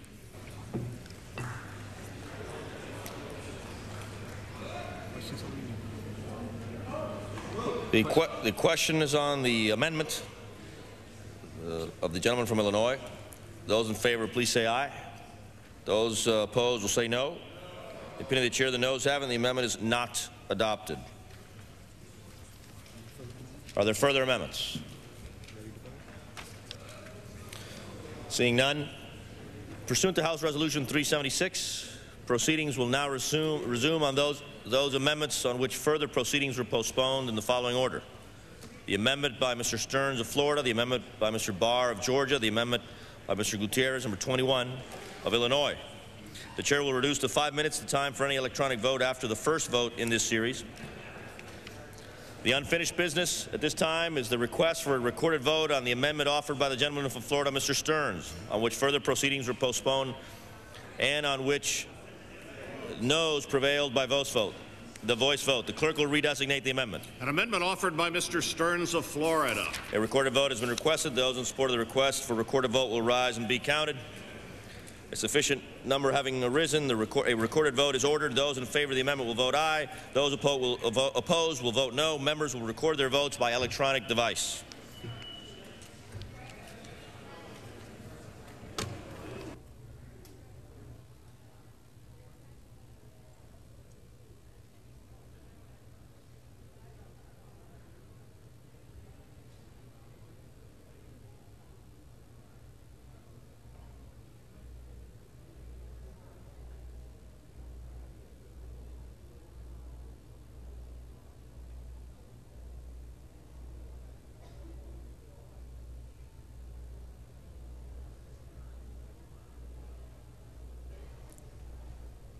Members of the House of Representatives now beginning a vote on a series of amendments to a bill regarding the political status of Puerto Rico. This bill authorizes a referendum in Puerto Rico by the end of 1998 on 3 political status choices. The choices are Commonwealth, statehood, or separate sovereignty or independence. The winner would need a majority vote. We're interested in your opinions on this debate that you've seen in the House that started at 10:30 this morning, going on for about 10 hours so far today. Now, we're interested in your thoughts on what political path Puerto Rico should take. You'll see the numbers at the bottom of the screen. If you think Commonwealth is the way Puerto Rico should go, 202-624-1111. If you're in favor of statehood, 202-624-1115. And if you think independence is the correct choice, 202-737-6734. Interested in your opinion on those 3 issues, but also on any of the debate that you've seen today. Under this bill, if Commonwealth or none of the choices receives a majority, the bill would require a similar referendum at least every 10 years. But if separate sovereignty or statehood gets a majority, the bill would provide up to a 10-year transition. And this first amendment, offered by Representative Cliff Stearns, a Republican of Florida, would require a runoff referendum in 90 days if none of the options in the initial referendum gets a majority. Again, the bill says if no option gets a majority, there'd be the same 3-option referendum within 10 years. Again, we're interested in your thoughts and comments on this debate that's been going on since 10:30 this morning. The House of Representatives. First up on the line for supporting Commonwealth is Andover, Massachusetts. Good evening. I was wondering what the difference in the Commonwealth status of Puerto Rico, if it were enacted, and the Commonwealth status of Massachusetts would be. Well, since you're a resident up there, tell us a little bit about what that means for Massachusetts. Virginia, for example, is also a Commonwealth. What does that mean to you as a resident there? I'm not quite sure. I'm wondering why it would be different if Puerto Rico was a Commonwealth, because it appears to me that they will not have the same treatment as the state of Massachusetts. Well, let's see if some of our other viewers and listeners might know the answer to that, because our next call is from Virginia, which is the Commonwealth. Arlington, good evening. Good evening. What do you think of this debate that you've seen? I think statehood all the way. Tell us why. Why not? I mean, I'd say Baba Booey. Howard? Arlington, I want to thank you for the call. Coming up next is Springfield, Virginia. Call for supporting independence. Yep. Good evening. Yeah, I think Puerto Rico should become independent. Speak a different language, different culture, and I think it would be a shame to go into the 21st century and having the greatest democracy on earth, having a colony. Hey, thanks, Springfield. Atlantic City, New Jersey. Good evening. Yeah, this is the vote for the status of Puerto Rico. I say that it has to be the Commonwealth. Tell us why. Huh? Tell us why you think that. Why? I'm a Puerto Rican citizen. I've been living there for all my life, and I think we have the best of the two cultures, and the statehood is imposed by that son of a gun of Romero, that he is a real liar. Okay, thanks very much for the call, making reference there to the delegate to the House of Representatives. Next call, West Covina, California. Good evening. How you doing? Good. How are you? What do you make of this debate? I think it's great, and I'm all for statehood. Tell us why. Why? Mm-hmm. Well, because first of all, I'm a United States Army retiree. I fought in the Vietnam War. I was in the Gulf in 1990. And left there in October of '91 after the Kurdish invaded Turkey because they were running from Saddam Hussein. And that gives me the right to call myself Puerto Rican first, and I'm an American forever. How old were you when you came to the mainland? Pardon me? How old were you when you came to the mainland? I was 19 years old when I was drafted into the United States Army. Okay, thanks for the call. Virginia Beach, good evening. Yes, hi. I am natively from Puerto Rico. I live in Virginia Beach now, and I believe we should be independent.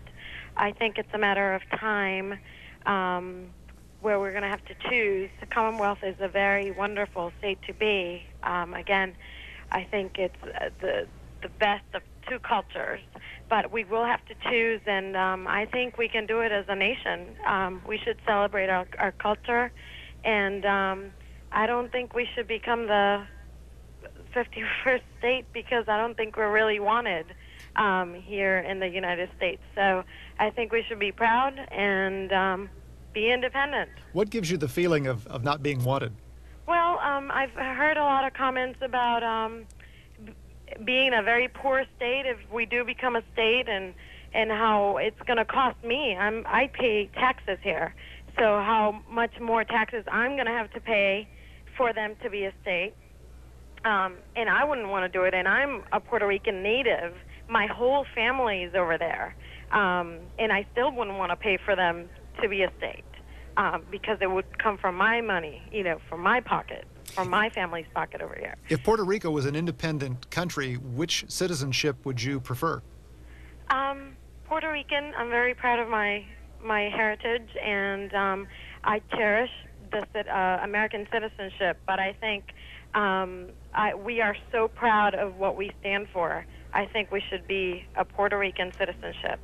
A call from Virginia Beach. Next call is from Puerto Rico. Good evening. Yes, good evening. My name is Mr. Quinones. I'm calling from Puerto Rico. The first thing that I want to do is I want to congratulate Senator Gutierrez, who has taken the lead in this debate. He has told them the truth in his amendment, and on all his exposition has been great. Now, I think that the people of Puerto Rico will remain with the Commonwealth of Puerto Rico we, the younger generation, would like to have a Commonwealth, enhanced Commonwealth, that will give us the right to choose and make business with other countries.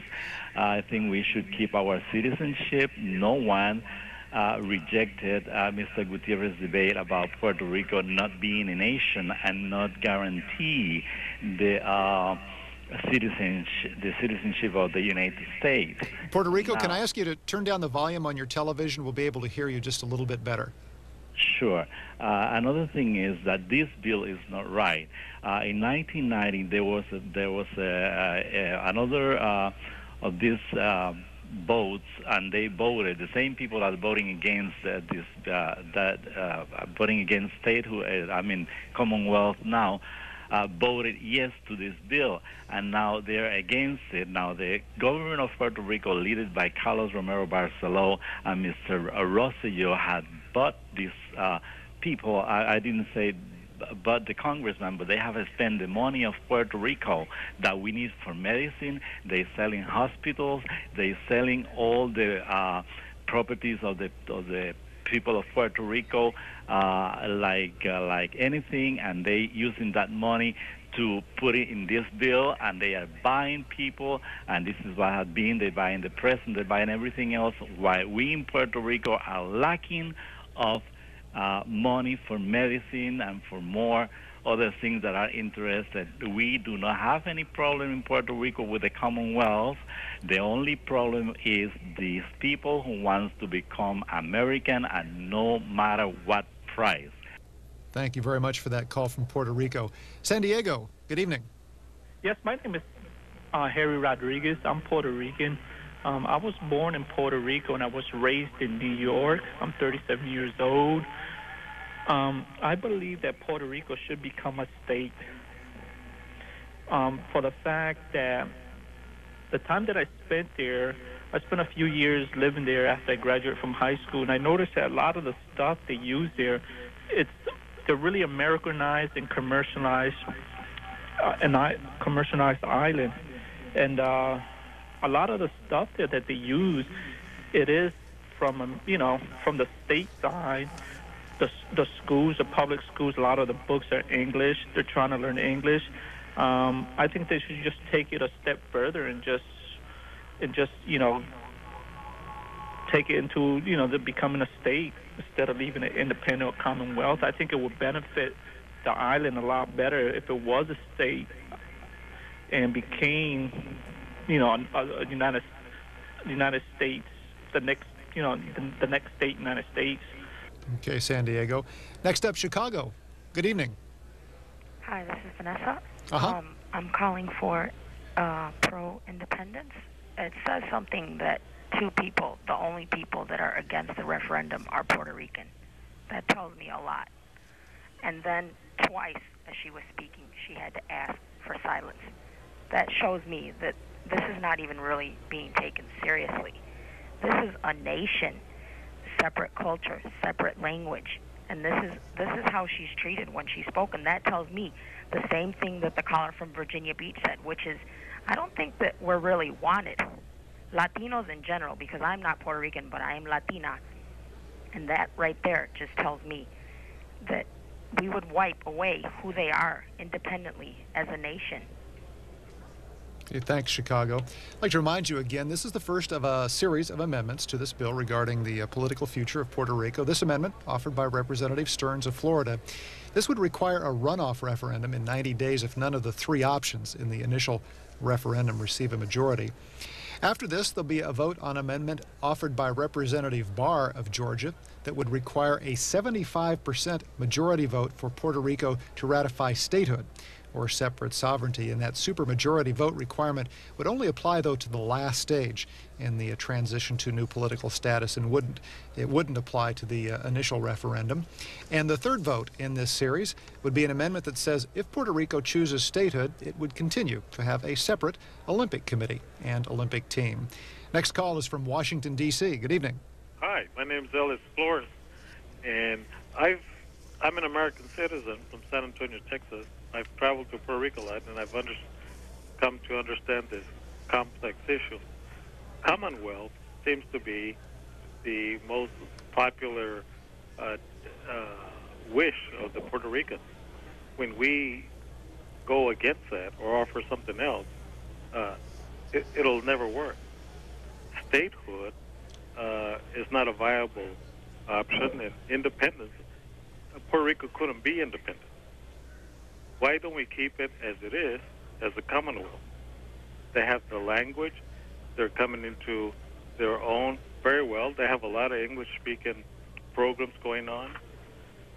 It's a country that's very proud of their origin.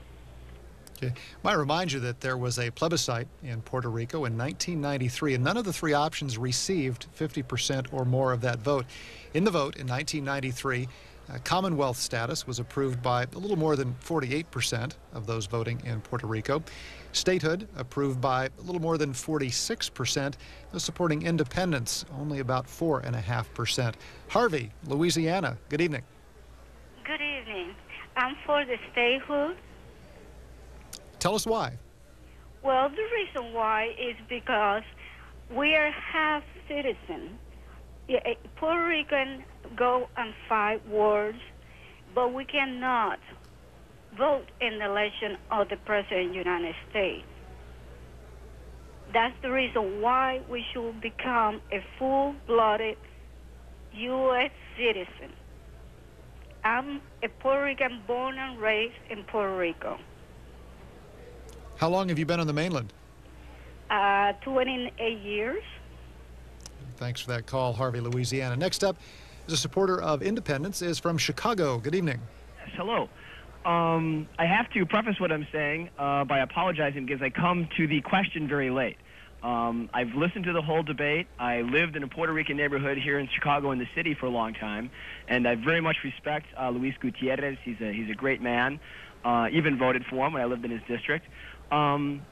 But I'm a little puzzled. It seems like, obviously, it was a very close vote. I was watching the statistics you ran underneath from the 1993 plebiscite, and it seems like the heart of the Puerto Rican people very much leans away from the United States, and I'm wondering if maybe this is a choice they need to make to step out on their own and become a free and independent state entirely, diplomatically, politically, geopolitically, I guess, for lack of a better word. So it just seems to me maybe they should follow their hearts. In your neighborhood, you talk about living. What sense do you get from your friends and neighbors who are Puerto Rican on this? It was really interesting. They really, I got along with everybody. They were all very kind, but there was a definite, they would speak to me and they would talk about their experiences as if, Puerto Rico was a separate country. And we would talk about the Commonwealth status a little bit. I don't, completely understand it. But there did seem to be this sense that we come from this place that is very special, and we choose to come here for the economic opportunity, or else we would not live here. And so it just really seemed that that's where their heart was. That their heart was toward independence. That call supporting independence, leaning toward Commonwealth status, is a caller in Silver Spring, Maryland. Good evening. Hi, I'm only 17 years old, and I've been listening to this for 3 hours. I pretty much realized that there's a lot of debate going on. I am in favor of the Commonwealth because I think it's the best thing right now between statehood and independence. I believe that independence is not going to work. And statehood, on the other hand, brings a lot of issues to the island besides being the 51st state. Again, this the first of a series of 3 votes on amendments to a bill regarding the political status of Puerto Rico. St. Croix in the Virgin Islands. Yes, I have a very interesting perspective. I'm of Puerto Rican descent, raised in the United States, currently living in the U.S. territory, St. Croix, U.S. Virgin Islands. I'm calling for statehood. First of all, independence economically is not the choice. The Commonwealth is back to where we are now, which is basically no congressional representation, no representation for presidency. The young men of Puerto Rico were drafted during Vietnam, fought, died, but yet they can't vote for the presidency. I think that situation, although it's a good situation, it's probably not good. So, as I said, I'm calling for statehood. Thanks for that call from the U.S. Virgin Islands. Supporting independence, a caller in Falls Church, Virginia. Good evening. Yes, good evening. Yes, I'm against. I'm for independence because they really aren't interested in learning our language or our culture. What they're really interested in is the additional benefits they'll get. Half the residents are on food stamps, and they stand to gain, according to the General Accounting Office, around $4 billion more. We had a caller a little bit earlier from Virginia Beach who she lives in the United States, but she keeps referring to Puerto Rico, herself as we. And I've heard several congressmen tonight that are Puerto Rican descent continue to say, like, my people. And what's happening is they don't really consider themselves Americans, and we're going to become so balkanized eventually. It's going to be unbelievable.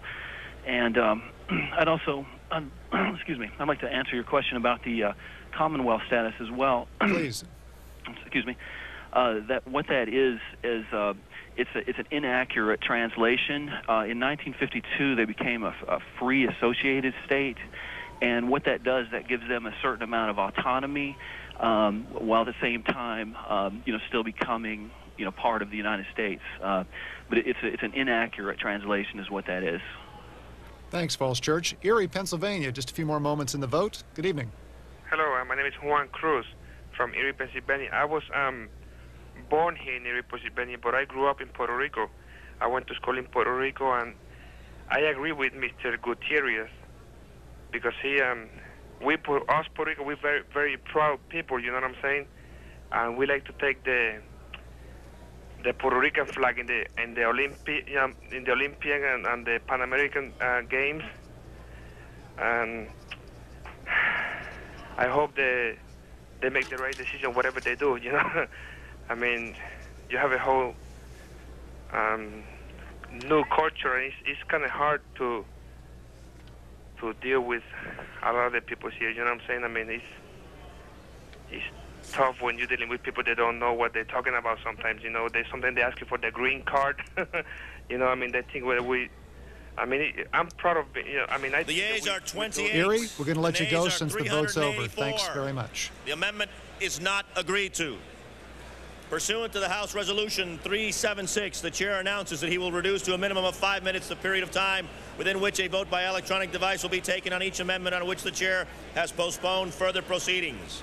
The unfinished business is the request for a recorded vote on the amendment offered by the gentleman from Georgia, Mr. Barr, on which further proceedings were postponed and on which the noes prevailed by voice vote. The clerk will redesignate the amendment. An amendment offered by Mr. Barr of Georgia. A recorded vote has been requested. Those in support of the request for a recorded vote will rise and be counted. A sufficient number having risen, a recorded vote is ordered. Those in favor of the amendment will vote aye. Those opposed will vote no. Members will record their votes by electronic device.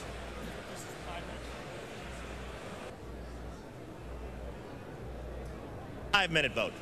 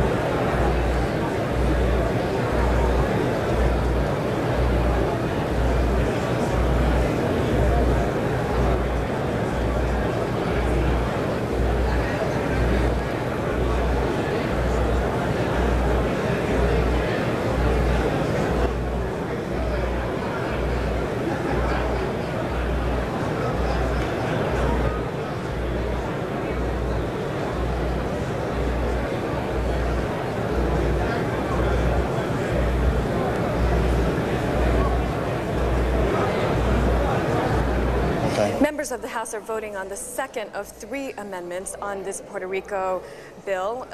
There will be a vote on final passage shortly after this.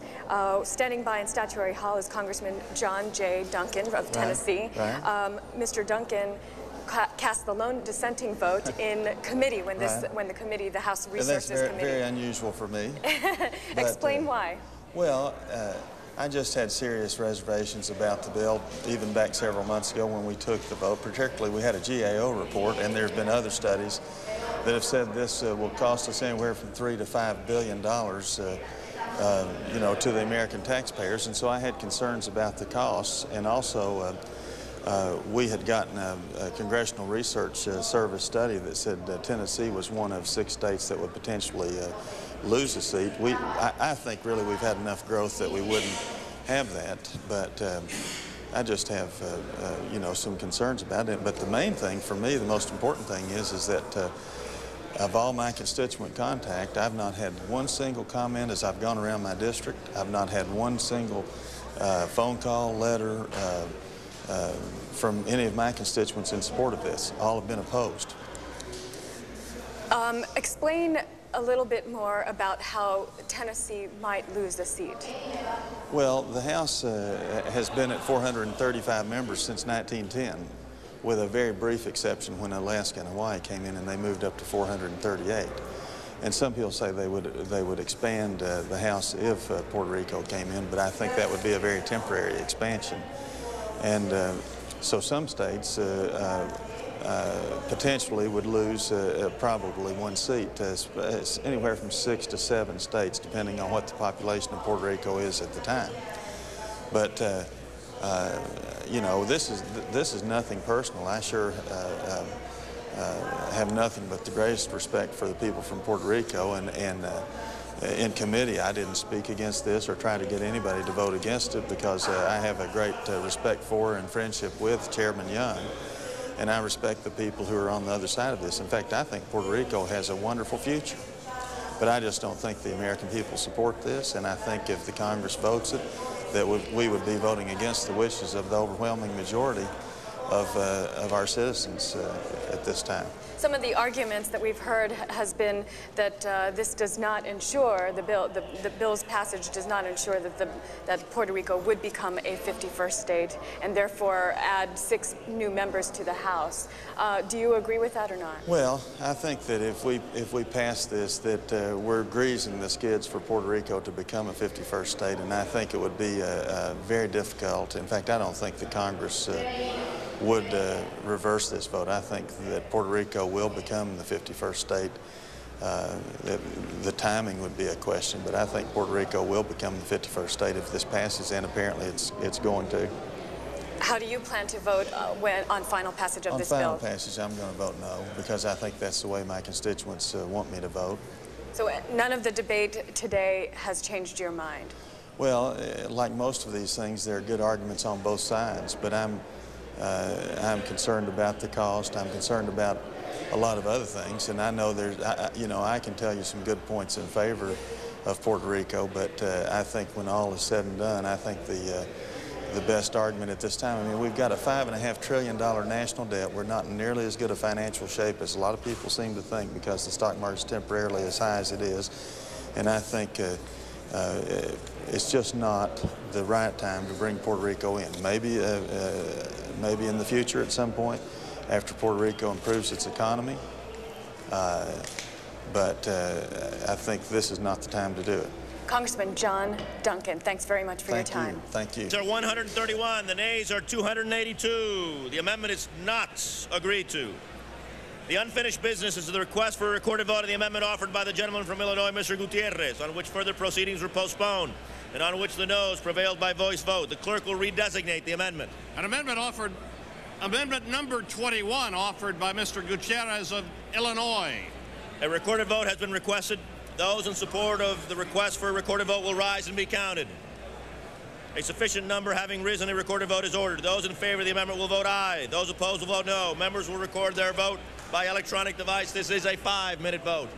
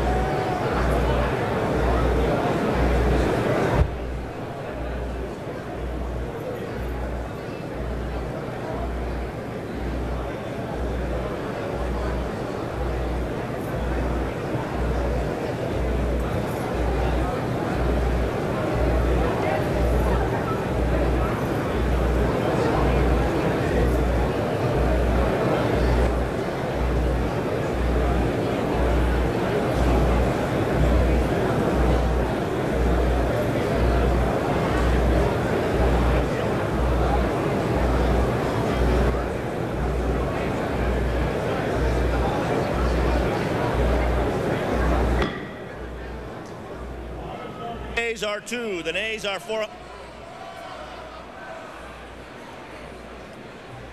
Mr. Rangel.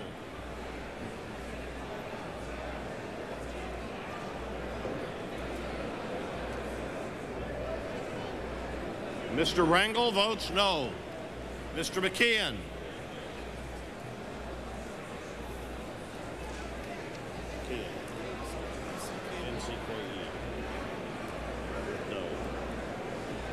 Mr. McKeon votes no.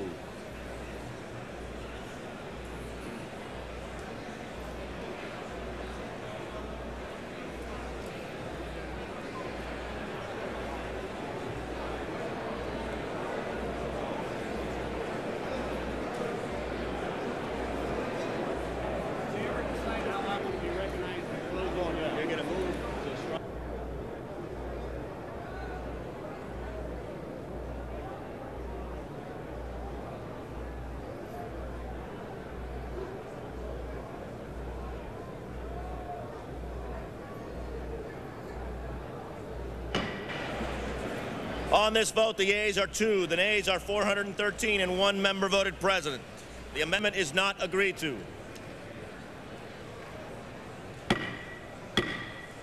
There will be order in the committee of the whole. There will be order in the committee. Members will cease their conversations or take them to the cloakrooms or outside of the chamber. There will be order in the committee.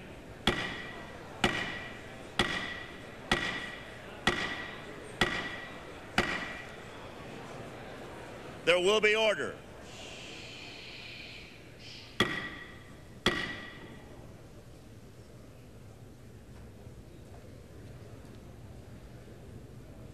Are there any other amendments? Gentleman from New York. Mr. Chairman, if we can have a little order, we have finished the amendment process. The gentleman will suspend. There will be order.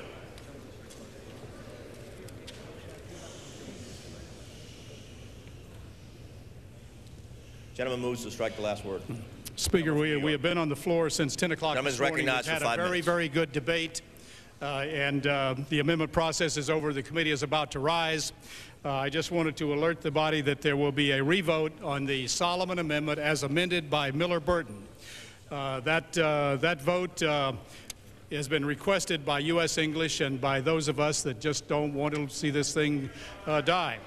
There has been I would just read a couple of paragraphs out of this letter from U.S. English. It says there has been much confusion. Oh,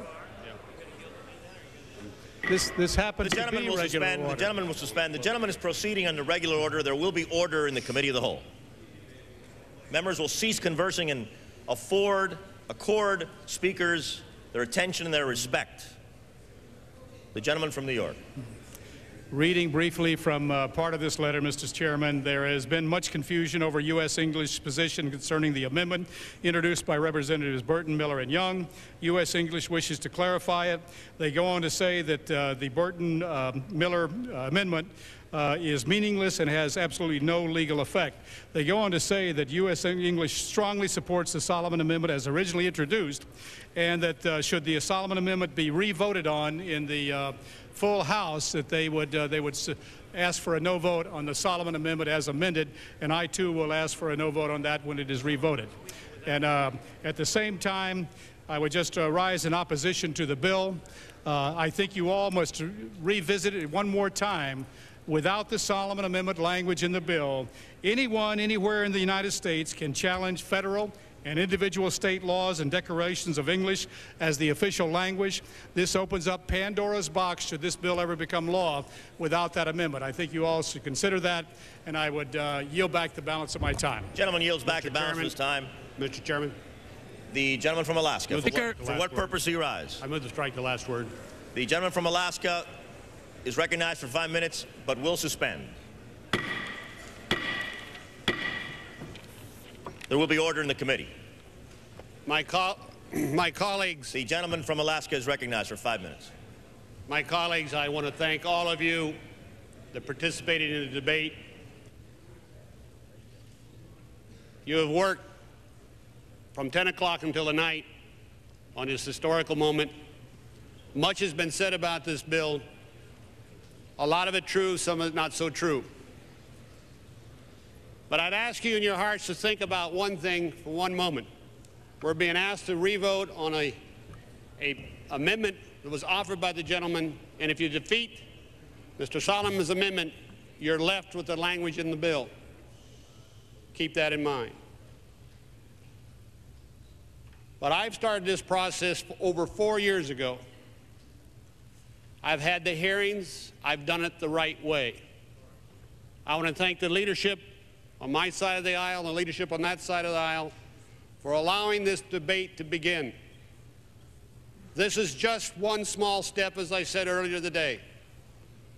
This is one small step to bring justice to America and to the Puerto Rican people. I believe it's crucially important as we go into the year 2000. I think it's the best thing we can do for democracy and for this great nation. I thank you for your indulgence. I gave my word, I gave my commitment that we would bring this bill to the floor for America and the Puerto Rican people. This is a legislative process. This is how this House should work. Not behind closed doors, not by secret meetings, by open debate, discussing the merits, the cons, and the pros of legislation that decide the destiny of this great nation. I'm asking you to vote yes on the Burton-Miller-Young bill, as you voted before. I'm asking you to vote yes on my good friend Mr. Solomon's amendment, as he asked you to do. And I'm asking you to vote yes on final passage so we can begin this venture into the future generations. Thank you. Yields back. The question is on the amendment in the nature of a substitute as amended. Those in favor will say aye. Those opposed will say no. The ayes having the amendment is adopted. Accordingly, the committee rises.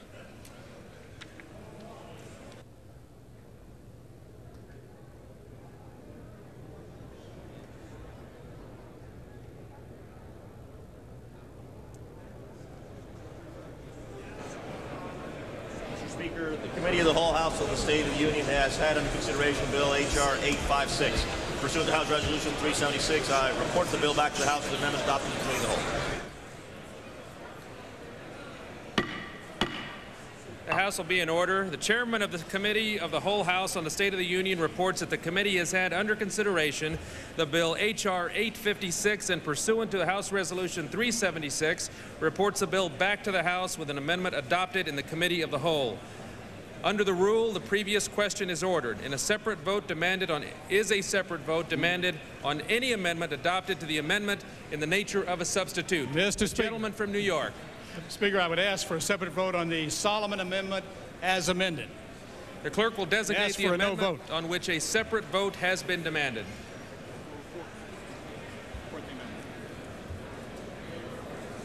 Amendment number 3 offered by Mr. Solomon of New York as amended by the substitute offered by Mr. Burton of Indiana. In Section 3, amend subsection B to read as follows.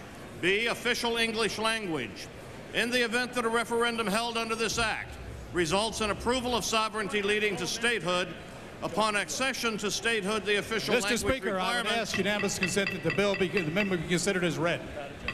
Without objection, the question is on the amendment offered by the gentleman from New York, Mr. Solomon, as amended by the gentleman from Indiana, Mr. Burton. All of those in favor say aye. Aye. Those opposed say no. No. In the opinion of the chair, the ayes have it. The amendment is agreed to. Gentleman from New York. Gentleman from New York. I ask for a recorded vote, Mr. Speaker. A recorded vote is requested. Those favoring a recorded vote will rise. A sufficient number having arisen, a recorded vote is offered. Members will record their votes by electronic device. This will be a 15-minute vote.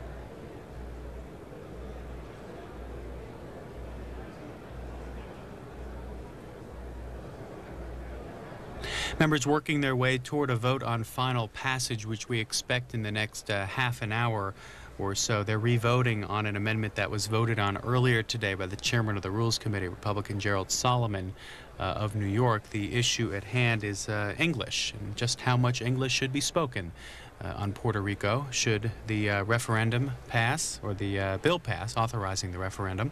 A long day of debate here. We're going to take one more look at the sides, various sides of this issue: statehood, Commonwealth, or independence. We're going to hear from members of 3 political parties in Puerto Rico: the Popular Democrats, New Progressives, and Independents. Each, of course, supports a different option. They were in Washington today watching the debate, and they stopped by our camera just throughout the day a little bit while ago. We're going to first hear from the pro-Commonwealth position.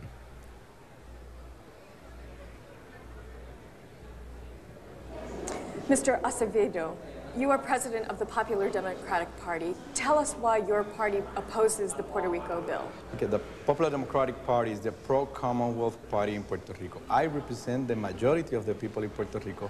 Commonwealth has won every plebiscite on the island.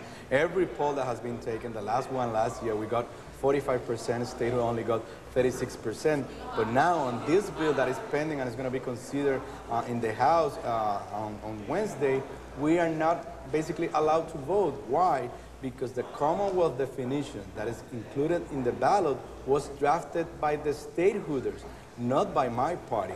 It's a definition that describes Puerto Rico as a colony that threatened with our U.S. citizenship, that threatened to impose federal taxes to Puerto Rico, so it's not acceptable to us. If we can vote, we have been defranchised from this process. If we can vote, basically what you have is a statehood bill. That's the reason we are opposed to the Young bill. What does the current Commonwealth status mean for you?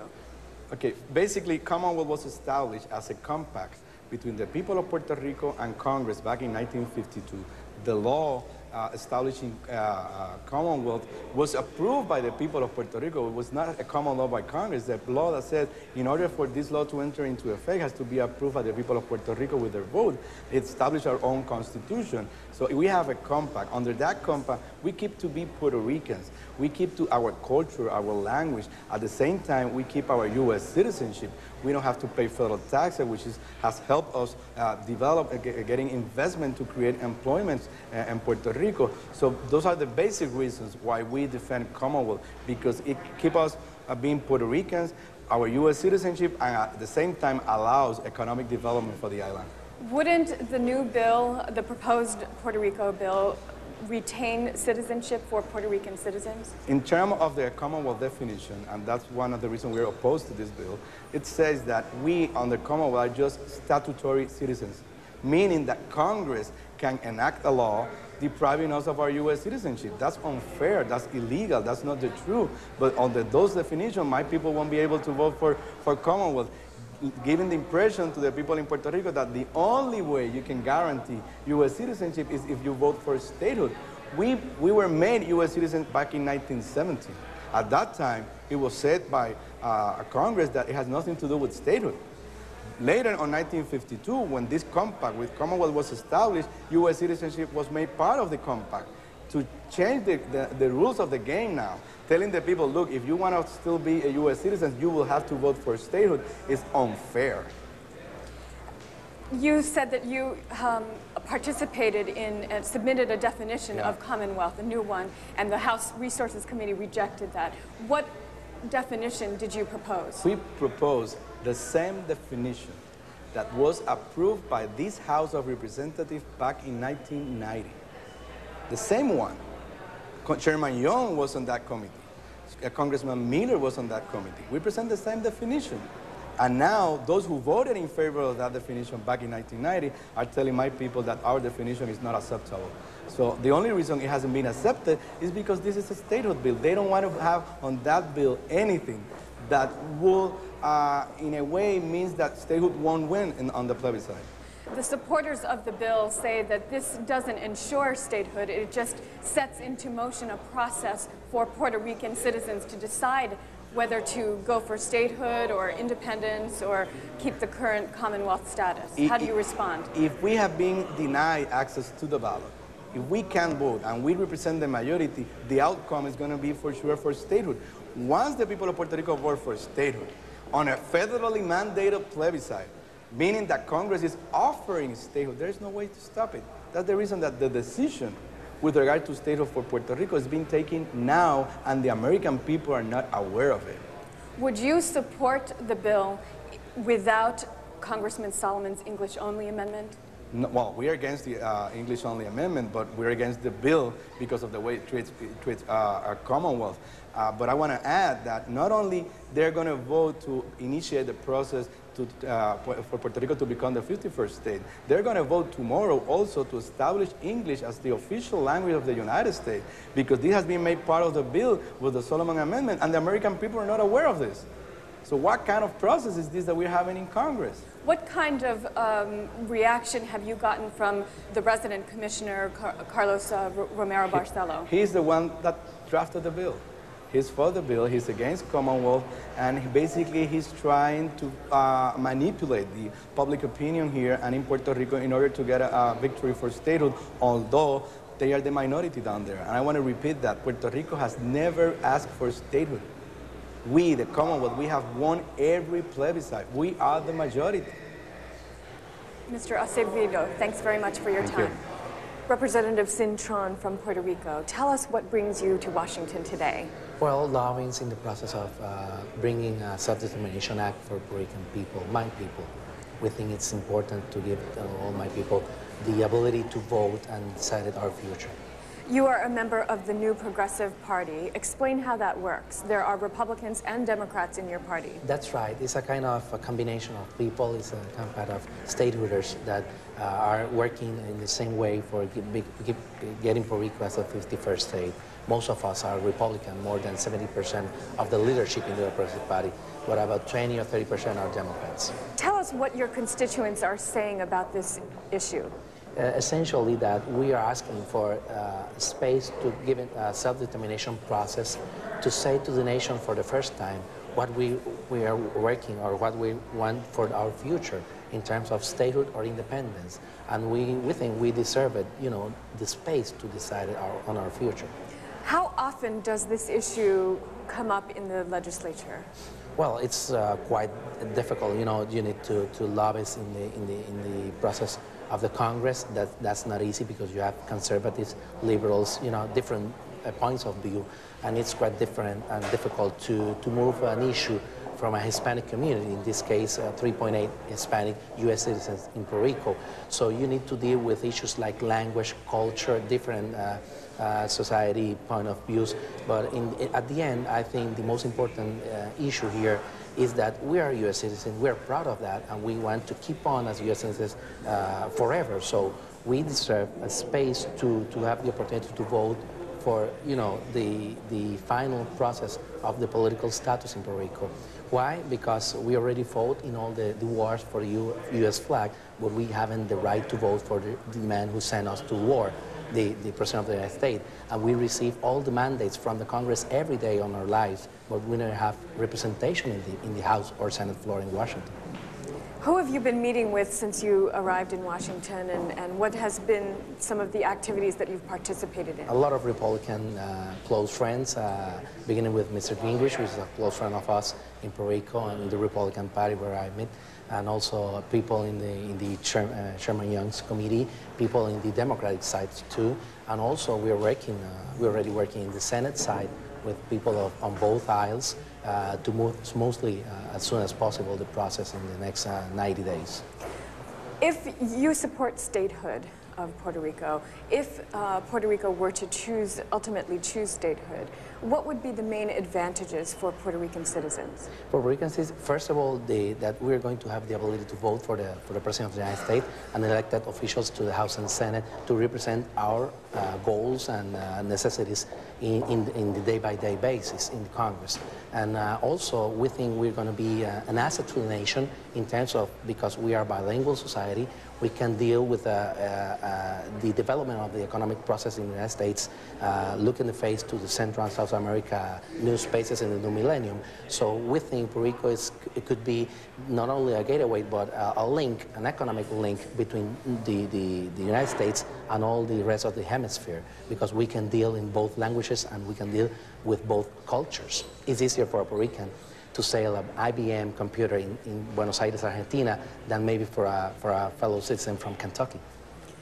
What message will you take back to your constituents after visiting the U.S. Congress and your experience on this bill? Then this is not only a great day in the history, but it is the kind of situation that being me very proud of being a U.S. citizen, because this is democracy, which democracy really is. Representative Cintron will let you get back to listening to the floor debate. Thank you, Lara. Manuel Rodriguez, you are a member of the Puerto Rican Independence Party. How big is your party? Well, it's got a huge heart. We have been majorities and we have been minorities, and right now we're a minority party in Puerto Rico. But we're a formal principal political party registered under the electoral laws of Puerto Rico. What do you do for the party? I am the Secretary for North American Relations, and I coordinate mostly the work that we do with the Congress of the United States and with North American communities in the United States and in Quebec. And what has brought you to Washington, D.C.? Well, there is a bill under consideration in the House of Representatives today, Bill H.R. 856, which provides for the commencement of a process to make Congress confront itself with the fact that it has a colony after 100 years, and that this colony is a Latin American nation of the Caribbean, a Hispanic Latin American nation of the Caribbean, and that it has to make a decision in order to decolonize Puerto Rico. I believe that the only sensible solution, both for Puerto Rico and for the United States, is a decolonizing solution based on Puerto Rico's own sovereignty, leading towards independence. It's the only thing that is in harmony with the interests of both Puerto Rico and the United States. Traditionally, they have talked about statehood in many instances, but traditionally, territories have become states when they fulfill three criteria normally. They are English-speaking, they are not a burden on the federal treasury, and there is a consensus over time that that is what the people of the territory want. In Puerto Rico's case, none of those holds true. So I think that the only sensible solution, in order to avoid any acrimony over the long run, is for the United States to help Puerto Rico get on its feet and move in the direction of becoming a full-fledged member of the international community with the sovereign equality of nations.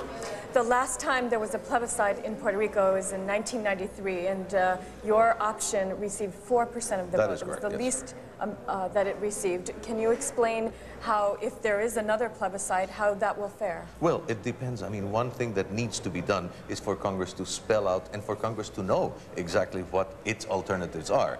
In Puerto Rico, we could have defined independence as meaning the moving of Fort Knox to San Juan, and we could have put it on the ballot. And of course, more people would have voted for it. But we prefer to be honest in our approach. And the other two parties are not. The other two formulas presented options that Congress has not passed upon. And we need to know what Congress believes. Does Congress think that it is possible to have a state that will continue to look upon itself as a member of the Latin American community of nations, sociological, geographical, historical, and cultural nations, even if not political? Does Congress approve of a Puerto Rican state